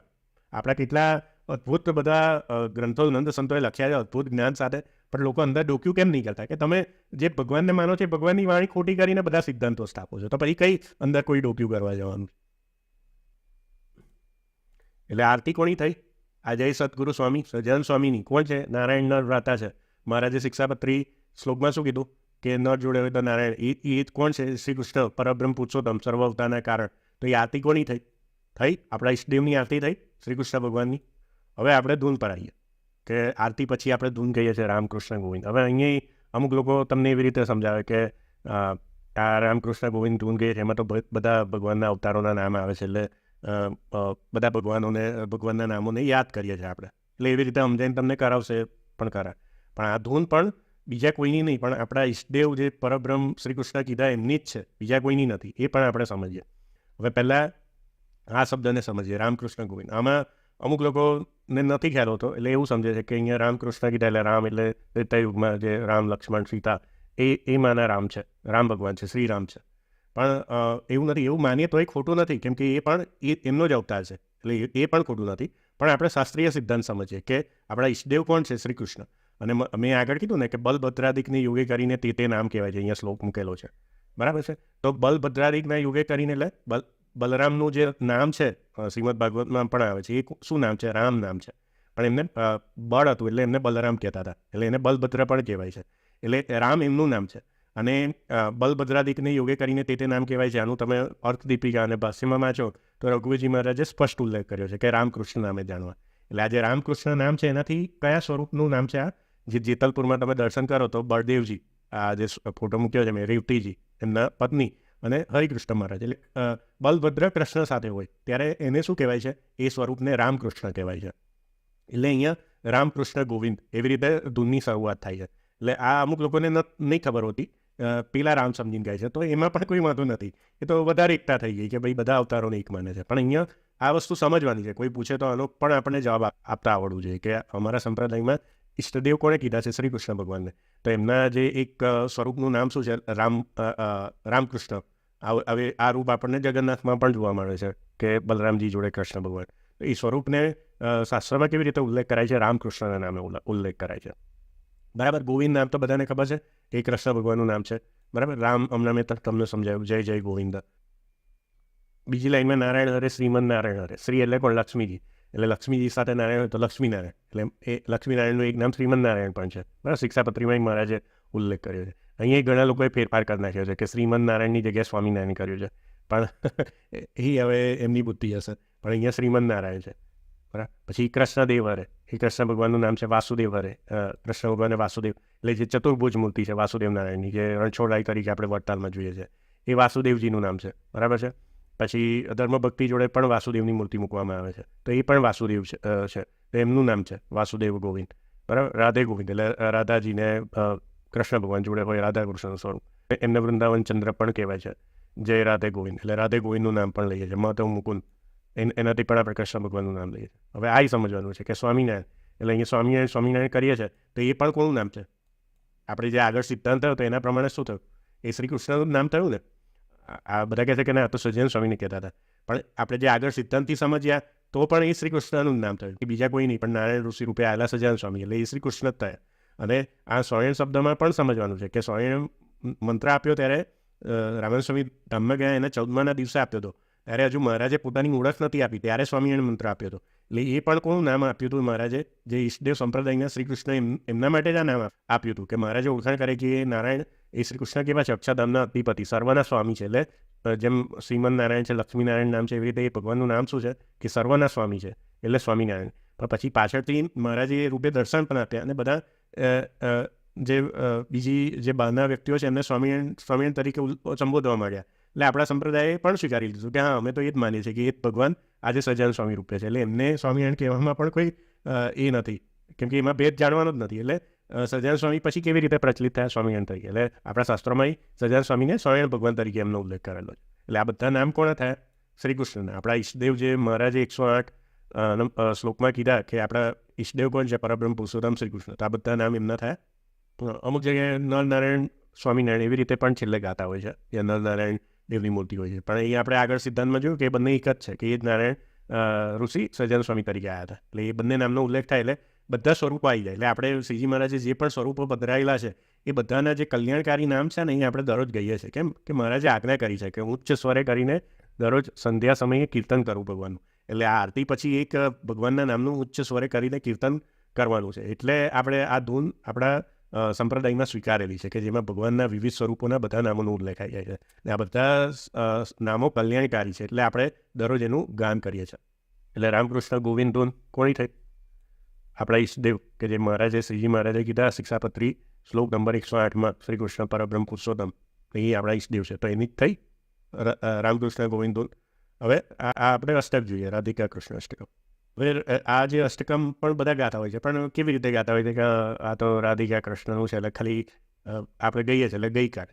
પણ એ સમજીને ગાવાનું છે કે આ રાધિકા કૃષ્ણ અષ્ટકમ આપણા જે વડીલ સંતોએ કે આપણા સંપ્રદાયમાં કેમ ગાવામાં આવે છે એનું મહિમા પણ સમજવું જોઈએ. કેમ કે આ સત્સંગી જીવન પ્રકરણ 4 ને અધ્યાય 48માં આ આખી જે 8 પદો કહીએ છીએ એ આવે છે, અને ત્યાં શ્રી કૃષ્ણ ભગવાનનો મહિમા આવે છે કે શ્રી કૃષ્ણ ભગવાન કોણ છે? કે ગોલોક મધ્ય અક્ષરધામના અધિપતિ શ્રી કૃષ્ણ ભગવાનની સ્તુતિ તરીકે ગાય છે. એટલે આપણા સંપ્રદાયમાં આ જે રાધિકા કૃષ્ણ અષ્ટકમ ગાવામાં આવે છે એ કેવી રીતે ગાવાનું છે આપણે? કે મહારાજનું જે મૂળ સ્વરૂપ છે, આપણે બધા મૂળભૂત શાસ્ત્રો વાંચો, જે આગળ બધી વિડીયો બનાવી એ પ્રમાણે કોણ છે? અક્ષરધામના અધિપતિ શ્રી કૃષ્ણ ભગવાન, એટલે શ્રી કૃષ્ણ રૂપે રહે છે. અને એમની નિત્ય શક્તિ કોણ છે? રાધિકાજી અને લક્ષ્મીજી. બંને શક્તિઓનો ઉલ્લેખ, એટલે બંને શક્તિઓને સંપ્રદાયે સ્વીકારેલી છે. એટલે અને મહારાજે પણ રાધાકૃષ્ણને ઈષ્ટદેવ તરીકે સ્વીકારેલા છે. અને મૂળ સ્વરૂપે મુક્તાનંદ સ્વામીએ નિષ્કળ સ્વામીએ અક્ષરધામમાં કેવી રીતે કીધું છે કે અક્ષરધામમાં બ્રહ્મતેજને વિષય, અક્ષર બ્રહ્મતેજને વિષય રાધાકૃષ્ણનું મંદિર છે. એટલે રાધાકૃષ્ણ ત્યાં નિત્ય વિરાજમાન રહે છે. લક્ષ્મીજી એમના વક્ષસ્થળ પર રહે છે, ક્યારેક અલગ પણ રહે છે. એવી રીતે શાસ્ત્રોમાં ઉલ્લેખ છે. એટલે રાધિકા કૃષ્ણ અષ્ટકમ કેવી રીતે ગાવાનો છે આપણે? કે શ્રીજી મહારાજના મૂળ સ્વરૂપને યાદ કરી, કે શ્રીજી મહારાજનું જે સ્વરૂપ છે એ જ્યારે અહીંયા મનુષ્ય ક્યારે આવેલા એ સ્વરૂપ છે. મૂળ સ્વરૂપ એમનું શું છે? કે આ છે જે ગોપીનાથજી પધરાયેલું છે મહારાજે. કેમ કે એનું વર્ણન છે શાસ્ત્રોમાં, આપણા નંદ સંતોએ સ્વીકારેલું છે. પછી બીજા બધા આજના અકડાઓ કે ના મૂળ સ્વરૂપ નથી, ને આ હરિકૃષ્ણ મહારાજ એ મૂળ સ્વરૂપ છે. એ મહારાજે તાત્વિક રીતે ભેદ ન સમજવો એવું કીધું છે, કે બધા જેટલા બી અર્ચા સ્વરૂપ છે એમાં તાત્વિક ભેદ નથી, પણ મૂળ રૂપનું પણ વર્ણન આપણા શાસ્ત્રોમાં સ્વીકારેલું છે. એટલે મહારાજે આ મૂર્તિમાં અંગનું માપ કેમ લીધેલું પોતાનું? કે તમને ભવિષ્યમાં આ એકતા સમજાય કે મારું મૂળ રૂપ આ છે. એટલે મહારાજે અહીંયા પોતાના અંગનું માપ આપીને, અને અહીંયા આપણા વચનામૃત પથારામાં પણ ઉલ્લેખ છે કે મહારાજ કેવા દેખાતા હતા એ તમારે અનુમાન કરવું હોય, કે મહારાજનું માપ, મહારાજના હાથનું માપ, મહારાજના પગનું માપ એ અનુમાન કરવું હોય તો આ મૂર્તિ એક્ઝેક્ટ એમના અંગ પ્રમાણે બનાવેલી છે. એટલે આ મૂર્તિની પાછી એ પણ વિશેષતા છે. એટલે એવું નહીં કે આ મૂર્તિને જ મુખ્ય માનવાની પછી હરિકૃષ્ણ મહારાજ એ પરબ્રહ્મનું સ્વરૂપ છે. એટલે એમાંય પછી ભેદ નહીં માનવાનું, એ બી પરબ્રહ્મ પરમાત્માનું સ્વરૂપ છે.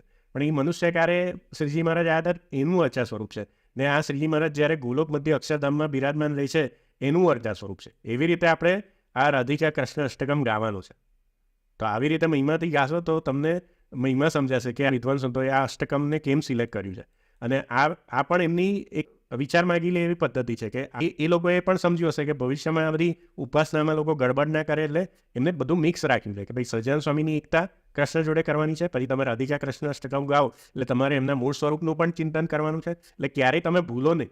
પણ અત્યારે લોકો ગાવા ખાતર ગાય છે, પણ એ સર્વોપરી સર્વ અવતારી કે એપમાં આ બધાને નીચા પાડે છે. પણ આપણે એવું કરીને ગાવ નથી. રાધિકા કૃષ્ણ અષ્ટકમ ગઈએ એટલે શ્રીજી મહારાજનું આ મૂળ રૂપ છે એવું સ્વીકારીને ગાવાનું છે. એટલે રાધિકા કૃષ્ણ અષ્ટકમ પણ કોણ હતો? શ્રી કૃષ્ણ ભગવાનનું. એટલે જે શિક્ષાપત્રીના શ્લોક પ્રમાણે રાધા જોડે કૃષ્ણ હોય તો એ પણ કોનું સ્વરૂપ છે? પરબ્રહ્મ પુરુષોત્તમ જે શ્રી કૃષ્ણ આપણા ઈષ્ટદેવ છે એમનું સ્વરૂપ છે. એટલે એ પણ કોનું થયું? શ્રી કૃષ્ણનું થયું. હવે આપણે પ્રાર્થના જોઈએ. હવે અહીંયા તો આપણને બહુ સમજાવવાની જરૂર નથી, કેમ કે આપણને આ પ્રાર્થના ખ્યાલ જ છે કે ભાઈ આપણે શ્રીજી મહારાજને એટલે સહજાનંદ સ્વામીને એવી પ્રાર્થના કરીએ છીએ કે તમારા વિશે નિર્વિકલ્પ ઉત્તમ અતિ એવો નિશ્ચય થાય ને મહાત્મ્ય જ્ઞાનયુત ભક્તિ. હવે આપણા સંપ્રદાયમાં શબ્દ બહુ જ આવશે, મહાત્મ્ય જ્ઞાન. એટલે મહાત્મ્ય જ્ઞાનનો અર્થ બધાએ ઊંધો લીધેલો છે. બસ બધા કરતાં ઊંચા માનીને એટલે મહાત્મ્ય જ્ઞાન. એવું નથી, એટલે લોકો લોચા મારે. મહાત્મ્ય જ્ઞાન એટલે તત્વ સહિત તમારે જ્ઞાન હોવું જોઈએ ભગવાનનું, જે મહારાજે વચનામૃતમાં સમજાવ્યું છે. આપણા નંદ સંતોએ આ બધા શાસ્ત્રોમાં જે આ તાત્વિક રીતે સમજે છે કે આ રીતે ભગવાનનું અવતરણ થાય છે. એટલે મહાત્મ્ય જ્ઞાનના કેફમાં એવું નહીં કે ભાઈ બધાથી ઊંચા એટલે આપણે બધાને ખસેડીને કંઈ શ્રીજી મહારાજને ઊંચા બે એવી રીતે કંઈ ભગવાનનો નિશ્ચય. એટલે એવી રીતે કંઈ તમે ભગવાનને ઊંચા બેહાડી દીધા એટલે તમને વીઆઈપી સીટ મળશે. બધા લોકોની કેવી સંસારિક બુદ્ધિ જ છે કે આપણે આને ઊંચા લઈ જઈશું ને એટલે આપણે ઊંચા લઈશું. એવું નહીં. મહાત્મ્ય જ્ઞાની ભક્તિ એટલે શું કે તત્વ સહિત ભગવાનનો નિશ્ચય હોવો જોઈએ. તમને સાચી રીતે ખબર હોવી જોઈએ કે આ ભગવાનને આપણે સર્વોપરી સર્વાવતારી કેમ કહીએ છીએ.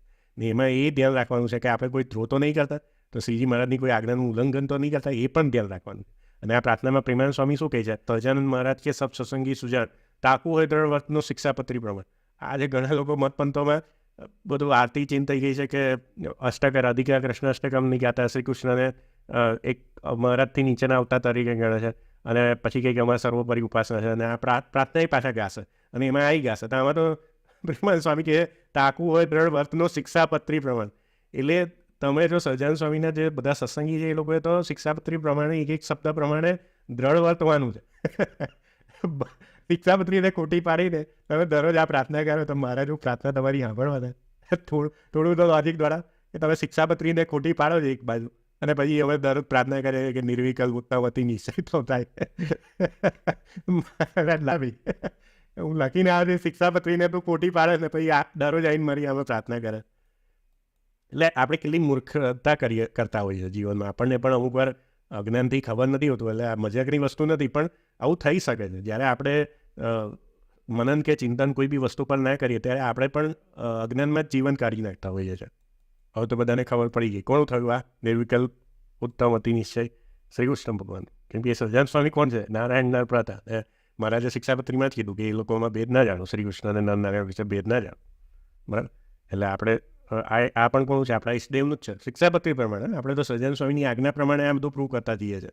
એટલે એમના પ્રમાણ આગળ બીજા કોઈનું પ્રમાણની જરૂર જ નથી. શ્રીજી મહારાજનું શિક્ષાપત્રીનું પ્રમાણ મળી જાય પછી બીજા કયા પ્રમાણની જરૂર છે આપણે? હવે વિશ્વેશ છો એ પણ એકવાર જોઈ લઈએ આપણે. એમાં બીજી આગળ પદ આવે છે જે ઉત્પત્તિ સ્થિતિ લઈ કરે, એમાં સ્વયં શબ્દ આવે છે, તો એ પણ એકવાર જોઈ લઈએ. હવે આ એક પદ આવે છે અહીંયા આપણે જે આગળ જે ચાર્ટમાં સમજાય એ પ્રમાણે જે મેં આરતીની વિડીયો બનાવી હતી એમાં સમજાયેલું છે.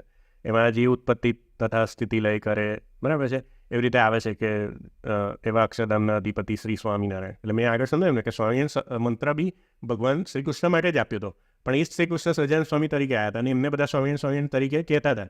એટલે આપણે ભેદ માનવો નથી. એટલે સહજાનંદ સ્વામીને પણ આપણા શાસ્ત્રોમાં સ્વામિનારાયણ ભગવાન તરીકે જ ઉલ્લેખ કર્યા છે, કેમ કે આપણે તો એમાં અવતારી જેવો દિવ્ય ભાવ રાખવાનો જ છે.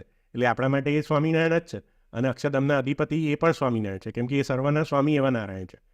એટલે આમાંથી પણ કોઈ ભેદ સિદ્ધ નથી થતો. અને પછી અહીંયા બીજી કડીમાં ગાય છે કે આવી અક્ષરધામથી અવનીમાં, એટલે એ જ ભગવાન અવતાર ધારણ કરે છે. લોયા 18માં આપણને સમજાયું કે જે અક્ષરધામના અધિપતિ શ્રી કૃષ્ણ ભગવાન છે એ જ બધા અવતાર ધારણ કરે છે. એટલે આ બીજી પંક્તિમાં કહે છે કે આવી અક્ષરધામથી અવનીમાં જે દેહધારી થયા. એટલે અહીંયા મહારાજનું અવતરણ કેવી રીતે થયું એના વિશે એક કડી છે. પછી અમુક લોકો આ બતાવશે જો અહીંયા સર્વોપરી શ્રીહરિ કીધું, પણ મેં તમને સમજાવી દીધું ને કે ભાઈ આ ભગવાન સર્વોપરી છે, બધાના ઉપરી છે, અને આમના જે અવતાર છે એ વચ્ચે આપણે કોઈ ભેદ જાણવાનો નથી. તો આ બધા સર્વોપરી જ થયા આપણા માટે, આ બધા સર્વોપરી સર્વ અવતારી જ થયા, કેમ કે એ જ ભગવાન પોતે અવતાર ધારણ કરીને આવે છે, અને જેવું કાર્ય હોય એ પતી જાય એટલે પાછા ત્યાં જતા રહે છે. તો પછી સજ્જન સ્વામીને સર્વોપરી કહો કે જે દેવકીનંદન શ્રી કૃષ્ણ ભગવાનને સર્વોપરી કહો કે નરનારાયણને સર્વોપરી કરો, બધું એક જ વસ્તુ છે. બરાબર, આ શાસ્ત્રોક રીતે સમજો ને તો આ બધી શબ્દોની માયાજાળ તમને ખોટા માર્ગે ના આવી જાય. હવે સર્વોપરી શબ્દ આવ્યો છે તો થોડુંક સમજી લઈએ. એક સર્વોપરી એટલે એનો મિનિંગ શું છે? સર્વના ઉપરી. એટલે સર્વના ઉપરી એટલે કોના ઉપરી? કે જે કાળ, માયા, પ્રકૃતિ, પુરુષ, આપણને જે મહારાજે જે સર્ગ બતાવ્યો છે સૃષ્ટિ ઉત્પત્તિના ક્રમમાં, તો એમાં જે પ્રકૃતિ પુરુષને અક્ષરના પણ ભગવાન નિયંતા છે. કયા ભગવાન? તો ગોલોક મધ્ય અક્ષરધામમાં બિરાજમાન શ્રી કૃષ્ણ ભગવાન, કે જેને મહારાજે 108 શ્લોકમાં પરબ્રહ્મ પુરુષોત્તમ કીધા. તો એ સર્વના ઉપરી છે, એટલે એ ભગવાનને શું કહેવાય છે? સર્વોપરી કહેવાય છે. અને સર્વ અવતારી એવો શબ્દ છે. એટલે આ લોકોએ પછી પાછળથી આ શબ્દને તોડીને સર્વ અવતારના અવતારી એ બધા અલગ અલગ શબ્દો કરેલા છે, પણ અસલમાં શબ્દ કેવો છે? સર્વ અવતારી. હવે એનું મિનિંગ શું છે? કે સર્વ અવતારના ધારણ કરતા. બરાબર, સર્વ અવતાર ધરતાર, ગોપાલ સ્વામી એવો શબ્દ આપ્યો છે, સર્વ અવતારી. એ શબ્દ બરાબર છે કે આ ભગવાન સર્વ અવતારી કહેવાય છે, કેમ કે એ બધા અવતાર ધારણ કરે છે, એટલે આને અવતારી કહેવાય. અને જે આ બ્રહ્માંડમાં જે મનુષ્ય આકારે કે પશુ પક્ષી યોનિમાં ભગવાન અવતાર ધારણ કરે વરા આદિ, તો એ બધા કોણ કહેવાય? અવતાર કહેવાય. રામ આવી ગયા, કૃષ્ણ આવી ગયા, સજ્જન સ્વામી આવી ગયા, પછી એમાં બીજા વરાધિક અવતારો આવી ગયા, એ બધા શું કહેવાય? અવતાર કહેવાય. પણ આપણને શું સ્વરૂપ દ્વેષ શું કામ આપ્યું મહારાજે? કે ભાઈ જ્યારે મનુષ્ય આકારે આવે ત્યારે એમાં દિવ્ય ભાવ રાખવો, એમાં કેમ કે એમાં અનંત ઐશ્વર્ય શક્તિ રહેલી જ છે, એટલે એમાં મનુષ્ય બુદ્ધિ ના કરવી. એટલે એને કેવું માનવું? અવતારી જેવું જ માનવું. તો એને કેવું માનવું? આપણા સિદ્ધાંત પ્રમાણે શું માનવું સહજાનંદ સ્વામીને? કે મનુષ્ય આકારે પ્રગટ શ્રી કૃષ્ણ ભગવાન છે. કયા શ્રી કૃષ્ણ ભગવાન? અક્ષરધામના અધિપતિ. એટલે મહારાજને બધા શાસ્ત્રોમાં નંદ સંતોએ કેવી રીતે લખ્યા છે? અક્ષરધામ અધિપતિ, પરબ્રહ્મ, પુરુષોત્તમ, પરાત્પર, નારાયણ. એટલે આ ભગવાન માટે જેટલા વિશેષણો વપરાય છે એ બધા આપણે સહજાનંદ સ્વામી માટે કેમ વાપરીએ છીએ? કેમ કે એ આપણે એનાથી એકતા કરીએ છીએ. અને આપણે એ પણ યાદ રાખવાનું છે કે સહજાનંદ સ્વામી મૂળ રૂપે કયા રૂપે બિરાજમાન છે અક્ષરધામમાં? શ્રી કૃષ્ણ રૂપે. લોકો અહીંથી જ તમને ખોટા પાડે છે. એટલે તમે આ રૂપથી દ્વેષ કરશો તો પછી મૂળ રૂપની પ્રાપ્તિ ક્યારે કરશો? મૂળ રૂપ તો ક્યારે? સમાધિમાં તમે જાઓ ત્યારે તમે એના દર્શન કરી શકો, અથવા ભગવાન કૃપાથી કરાવે, અથવા મુક્તિ લઈને અક્ષરધામમાં જાઓ ત્યારે દર્શન થાય. પણ અહીંયા તો મહારાજે સદગુરુ કેમ કીધા? એમને અનુભવથી સિદ્ધ કરેલું છે, અને પોતે અવતાર ધારણ કરીને આવ્યા છે. અને નંદ સંતોએ સમાધિમાં જઈને આ જોઈ લીધું છે કે ભગવાનનું મૂળ સ્વરૂપ શું છે? શ્રી કૃષ્ણ. એટલે એ લોકોએ ફિક્સ કરી આપ્યું છે આપણને કે તમારે સાધના કરીને જોવાની એ જરૂર નથી. આ અમે ફિક્સ કરીને જઈએ છીએ કે આ ભગવાનનું મૂળ રૂપ છે. નવીન મેઘ સમાન શ્યામ વર્ણ, બે હસ્તે વાંસળી વગાડે છે. એટલે સિમ્બોલિક ફોર્મમાં શ્રી કૃષ્ણ રૂપ છે. અને એ જ ભગવાન સજ્જન સ્વામી રૂપે આવ્યા હતા, એ જ પ્રગટ શ્રી કૃષ્ણ ભગવાન. એટલે હવે આપણે શિક્ષાપત્રીમાં એ શ્રી કૃષ્ણ ભગવાનને સર્વોપરી સર્વોપરી શ્રી મહારાજે જાતે જ કહી દીધા. પછી 109માં આપણે શું જોયું કે રાધા જોડે રાધા કૃષ્ણ, તો એ શ્રી કૃષ્ણ થયા, તો એની સર્વોપરી સર્વ અવતારી કહેવાય. લક્ષ્મીજી જોડે હોય તો લક્ષ્મીનારાયણ, તો એ પણ 109 પ્રમાણે કોણ થયા? એ ભેદ ના જાણવાનો શ્રીજી મહારાજની આજ્ઞા પ્રમાણે, તો એ પણ કોણ થયા? શ્રી કૃષ્ણ થયા, તો એ પણ સર્વોપરી સર્વ અવતારી થયા. પછી નરનારાયણ, તો 110 પ્રમાણે એ કોણ થયા? શ્રી કૃષ્ણ થયા, તો શ્રી કૃષ્ણ પરબ્રહ્મ પુરુષોત્તમ છે, તો એ પણ સર્વોપરી સર્વ અવતારી છે. પછી મુક્તાન સ્વામીએ શું લખ્યું, અથવા આપણા સંપ્રદાયનો મૂળભૂત ઇતિહાસ શું છે? કે નારાયણ નર હતા, એટલે જે નરનારાયણમાંના નારાયણ ઋષિ છે એ સહજાનંદ સ્વામી તરીકે આવ્યા છે, તો એ પણ કોણ થયા? શ્રી કૃષ્ણ થયા, તો એ પણ સર્વોપરી સર્વ અવતારી થયા. કેમ કે મહારાજે આજ્ઞા કરી છે કે એ બધા સ્વરૂપોમાં ભેદ ન જાણવો. ચતુર્ભુજ પણ હોય લક્ષ્મીનારાયણ કે નરનારાયણ, તો પણ એ એમની ઈચ્છાએ કરીને છે. એટલે અહીંયા સ્પષ્ટ મહારાજે આજ્ઞા કરી હતી. આ દરરોજ તમે શિક્ષાપત્રી વાંચો ને એટલે તમારા બધા ડાઉટ ક્લિયર થઈ જાય. પણ શિક્ષાપત્રી ખાલી વાંચવા ખાતર વાંચીએ છે, એટલે આપણે બીજા બધા જે અજ્ઞાની માણસોની વાતો મગજમાં ઘૂસેડી દીધી છે, એટલે આપણને શિક્ષાપત્રી નહીં સમજાતી. એટલે પહેલાં તો શું કરવાની છે? એ વાતો બહાર ભૂસી કાઢવાની છે, અથવા એ સાંભળવાનું બંધ કરવાનું છે. એ શિક્ષાપત્રી વાંચીને દરરોજ એના પર મનન ચિંતન કરીને મૂળભૂત શાસ્ત્રો વાંચવાના છે, એટલે આપણને શિક્ષાપત્રી પણ સાચી રીતે સમજાશે. એટલે આ સર્વોપરી સર્વાવતારી બધા જે અમુક વાક્યો લઈને તમને બતાવે, જો અહીંયા મહારાજને આવું કીધું, અહીંયા મહારાજને આવું કીધું, તો તમને મૂળભૂત આ જે મેં ચાર્ટ પ્રમાણે બતાવ્યું એ ખબર હોય ને, અને સ્વરૂપ અદ્વૈત, લોયા અઢાર, સત્સંગી જીવન, એ બધું વાંચેલું હોય તમને ખબર પડે કે કેમ અહીંયા કીધું છે. કેમ કે એ સાધના પદ્ધતિ છે. મહારાજે લખ્યું છે કે એની વચ્ચે ભેદ ન માનો. એટલે કોઈ નંદ સંતોએ ભેદ માન્યો જ નથી, એને પરબ્રહ્મ પુરુષોત્તમ જ માન્ય છે સજ્જન સ્વામીને. ક્લિયર થઈ ગયું કે સ્તુતિ આપણે જે કહીએ છીએ એ પણ કોની છે? શિક્ષાપત્રી 108 શ્રી કૃષ્ણ પરબ્રહ્મ આપણા ઈષ્ટદેવ એમની જ છે. તો આ બધું જ કોના માટે થયું? શ્રીજી મહારાજની આજ્ઞા પ્રમાણે આપણે જે શ્રી કૃષ્ણ ભગવાનની ઈષ્ટદેવ માનીએ છીએ એમનું થયું બધું, આરતી બી એમની થઈ, ધૂન પણ એમનું થયું, અષ્ટક પણ એમનું થયું, પ્રાર્થના પણ એમની થઈ. એટલે બહારના કોઈ સંપ્રદાયને પૂછે તો પણ આપણને શાસ્ત્રોક્ત જવાબ આપતા આવડવું જોઈએ કે ભાઈ હા, અમે જે કરીએ છીએ એ બરાબર સમજી વિચારીને કરીએ છીએ, ખાલી કોઈને કયાથી નથી કરતા. હવે આટલું આપણે સમજ્યા જ છે તે એક વસ્તુ, એક મુદ્દો વધારે સમજી લઈએ કે મૂળ સંપ્રદાયમાં અત્યારે અમુક અજ્ઞાનની માણસો આવી વાતો કરતા હોય છે સર્વોપરીના કેમ્પમાં, અને એમાંથી અલગ પડેલા ઘણા મતપંથો હોય છે કે જે આવું જ્ઞાન પીરસતા હોય છે કે બધા અવતારોને નીચા પાડવાના, ને શ્રીજી મહારાજને ઊંચા, શ્રી કૃષ્ણને તો ગણતા જ નહીં હોતા. તો એ જે બધા મતપંથો છે, શ્રીજી મહારાજની આ જે શિક્ષાપત્રી આજ્ઞા છે ને એને સમજ્યા વિના જે લોકો બધા ભટક્યા છે ને, એ લોકોની અજ્ઞાનતા બી તમે આ જો ફેરફાર જોશો ને તો તમને પણ ખબર પડશે કે હવે તમે આ જે સમજીને હવે આ વસ્તુ જાણશો ને તો તમને એવું થશે કે તમને એ અજ્ઞાનતા દેખાશે. હવે અહીંયા કોઈ મજાકની વસ્તુ નથી કે આપણે કોઈ સંસ્થાનો વિરોધ કરતા નથી કે આપણે કોઈ વ્યક્તિનો વિરોધ પણ નથી કરતા, પણ આ જે મેં વસ્તુ સમજાય એને સમજીને તમે આ સમજશો ને તો ખબર પડશે કે એ લોકો કેવા ભટકી ગયા છે. તો આપણે અમુક જે મતપંથો છે એ લોકોએ શું કર્યું, પહેલાં એમાં પણ જય સદગુરુ સ્વામી આરતી ગવાતી હતી. પછી આ નારાયણ ન વ્રત આવે તો બધા પ્રશ્ન પૂછે કે ભાઈ અહીંયા તો નારાયણ ન, તમે તો એવું કહો છો કે ન નારાયણ જેવા નહીં જાણવાના, કૃષ્ણ જેવા નહીં જાણવાના, તો બધાથી પર છે. તો હવે જવાબ આવે તો પછી એમને પરિવર્તન કેવું કર્યું, સુખદાતા કર્યું. ભાઈ એ બધા એ રીતે ગાય. પછી છેલ્લે તો શું કર્યું કે આરતી જ બદલી કાઢી. એટલે હવે કોઈ ઝંઝટ જ નહીં, કોઈને પ્રશ્નને જવાબ આવે. એટલે આખી આરતી મુક્તાનંદ સ્વામી રચિત જે સંપ્રદાયમાં વર્ષોથી ગવાયતી આરતી જ લોકોએ બદલી કાઢી. અમુક લોકોએ આરતી રાખી પણ નવરાત્રા કાઢીને સુખદાતા કરી નાખ્યું. પછી ગાતા હશે, આપણને ખબર નથી કે રામકૃષ્ણ ગોવિંદ ધૂન ગાય છે કે એ પણ બદલી કાઢી છે.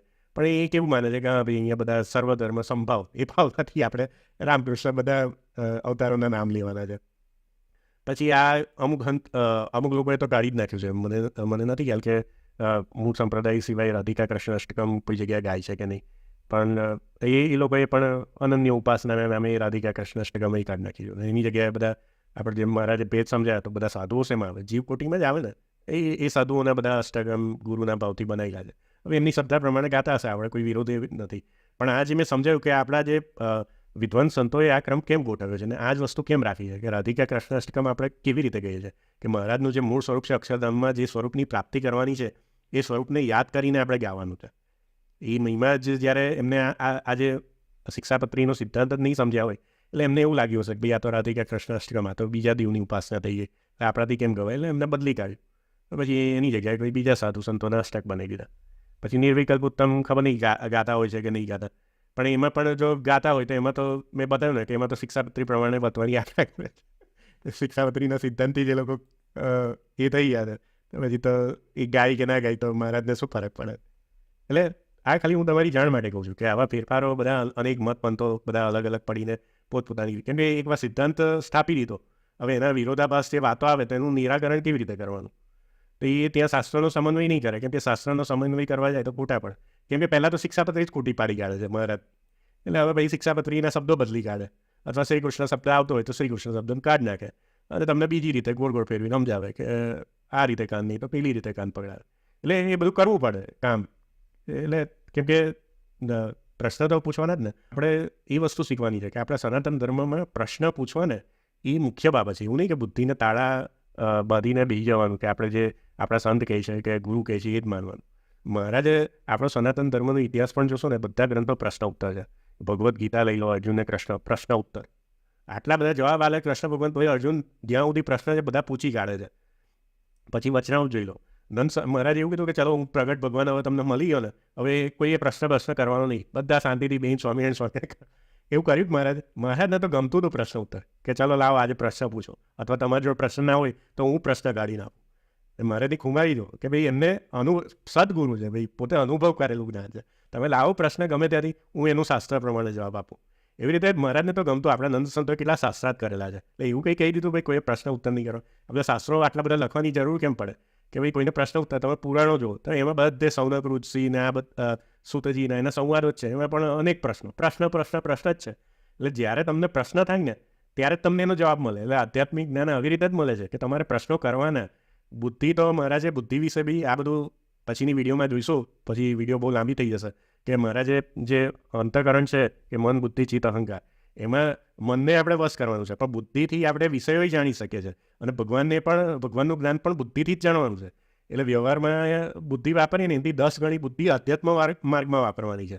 આધ્યાત્મ માર્ગમાં આવીને બુદ્ધિને બંધ નહીં કરવાની, બુદ્ધિને 10 ગણી ખોલવાની.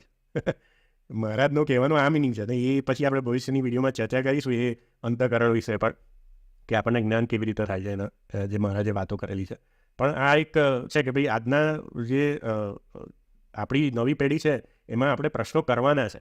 અને કોઈ વસ્તુ દબાવવા જાય તો આજે તો પહેલાંના જમાનામાં તો આટલી બધી ફેસિલિટી નથી કે તમને કોઈ વસ્તુ ઇઝીલી અવેલેબલ નથી. અત્યારે તો તમને કોઈ બી પુસ્તક પીડીએફના ફોર્મમાં કે ગમે તે રીતે કોઈ બી વસ્તુ તમને તરત ઉપલબ્ધ થઈ શકે છે અને તમે તરત બધું વેરીફાઈ કરી શકો છો. બધા ગ્રંથો પણ અવેલેબલ છે. કોઈ તમારી આગળ ખોટું ભાષાંતર કરતો હોય, કોઈ ખોટું બોલતો હોય તો તમે તરત વેરીફાઈ કરી શકો છો. એટલે આજની જનરેશનને તો જાગવાની જરૂર છે કે આવા મૂળભૂત સિદ્ધાંતોથી કોઈ વિરુદ્ધ પ્રચાર કરતું હોય અથવા આવા સર્વોપરીને સર્વાવતારી કેફમાં કોઈ અવતારોનું ખંડન કરતા હોય તો એ તો આપણા સંપ્રદાયના શ્રીજી મહારાજના સિદ્ધાંતો વિરુદ્ધ છે. શ્રીજી મહારાજની શિક્ષાપત્રી ખોટી પડે છે. તો આપણે તો આ વસ્તુનો વિરોધ કરવો જોઈએ. પણ જ્યારે આપણે પ્રશ્ન જ નહીં ઉઠે, આપણે શાંતિથી બેહીને બસે મોનોલોગ જ સાંભળીશું, ભાઈ જે બોલે છે સાંભળી લેવાનું, તાળી પાડીને ઘેર જઈને ઊંઘી જવાનું, તો પછી ક્યારે અધ્યાત્મ જ્ઞાન થશે? એટલે આજે અધ્યાત્મ માર્ગમાં તમે આવ્યા છો તો તમને દરરોજ પ્રશ્ન થવા જોઈએ, નવા નવા. ભલે તમને સમાધાન ના મળે પણ પ્રશ્ન થશે તો ભગવાનની પ્રેરણા કરશે કે ઓકે આને જવાબ આપવાનો છે, તો તમને કોઈ બી માર્ગે એનો જવાબ આપશે. તો આપણે આ વિડીયોમાં જે સમજ્યા એમાં જેને કોઈ શંકા કે પ્રશ્ન હોય, બરાબર, હું તો કહું છું કે ભાઈ તમને પ્રશ્ન હોય તો તમે કમેન્ટ બોક્સમાં પૂછો. અને આપણે કંઈ એવું નહીં કોઈને વિરોધ માટે કે આ માટે કે આ આવા છે ને પેલા છે એવી રીતે નહીં, આપણે માણસોની ચર્ચા નહીં કરીએ. પણ પ્રશ્ન હોય તો તમે પૂછો, તો એના પર આપણે જે મારો અભ્યાસ હશે એના પ્રમાણે મારી જોડે જે જવાબ હશે એના એ પ્રમાણે હું જવાબ આપવાનો પ્રયત્ન કરીશ. વિડીયોના અંતમાં આ વિડીયો બનાવવાનું જે મારું કર્મ છે એને હું મારા ઈષ્ટદેવ કે જે ક્ષર અને અક્ષરથી પર એવા જે પુરુષોત્તમ ભગવાન શ્રી કૃષ્ણ છે એમના ચરણોમાં સમર્પિત કરું છું. સૌને જય સ્વામિનારાયણ.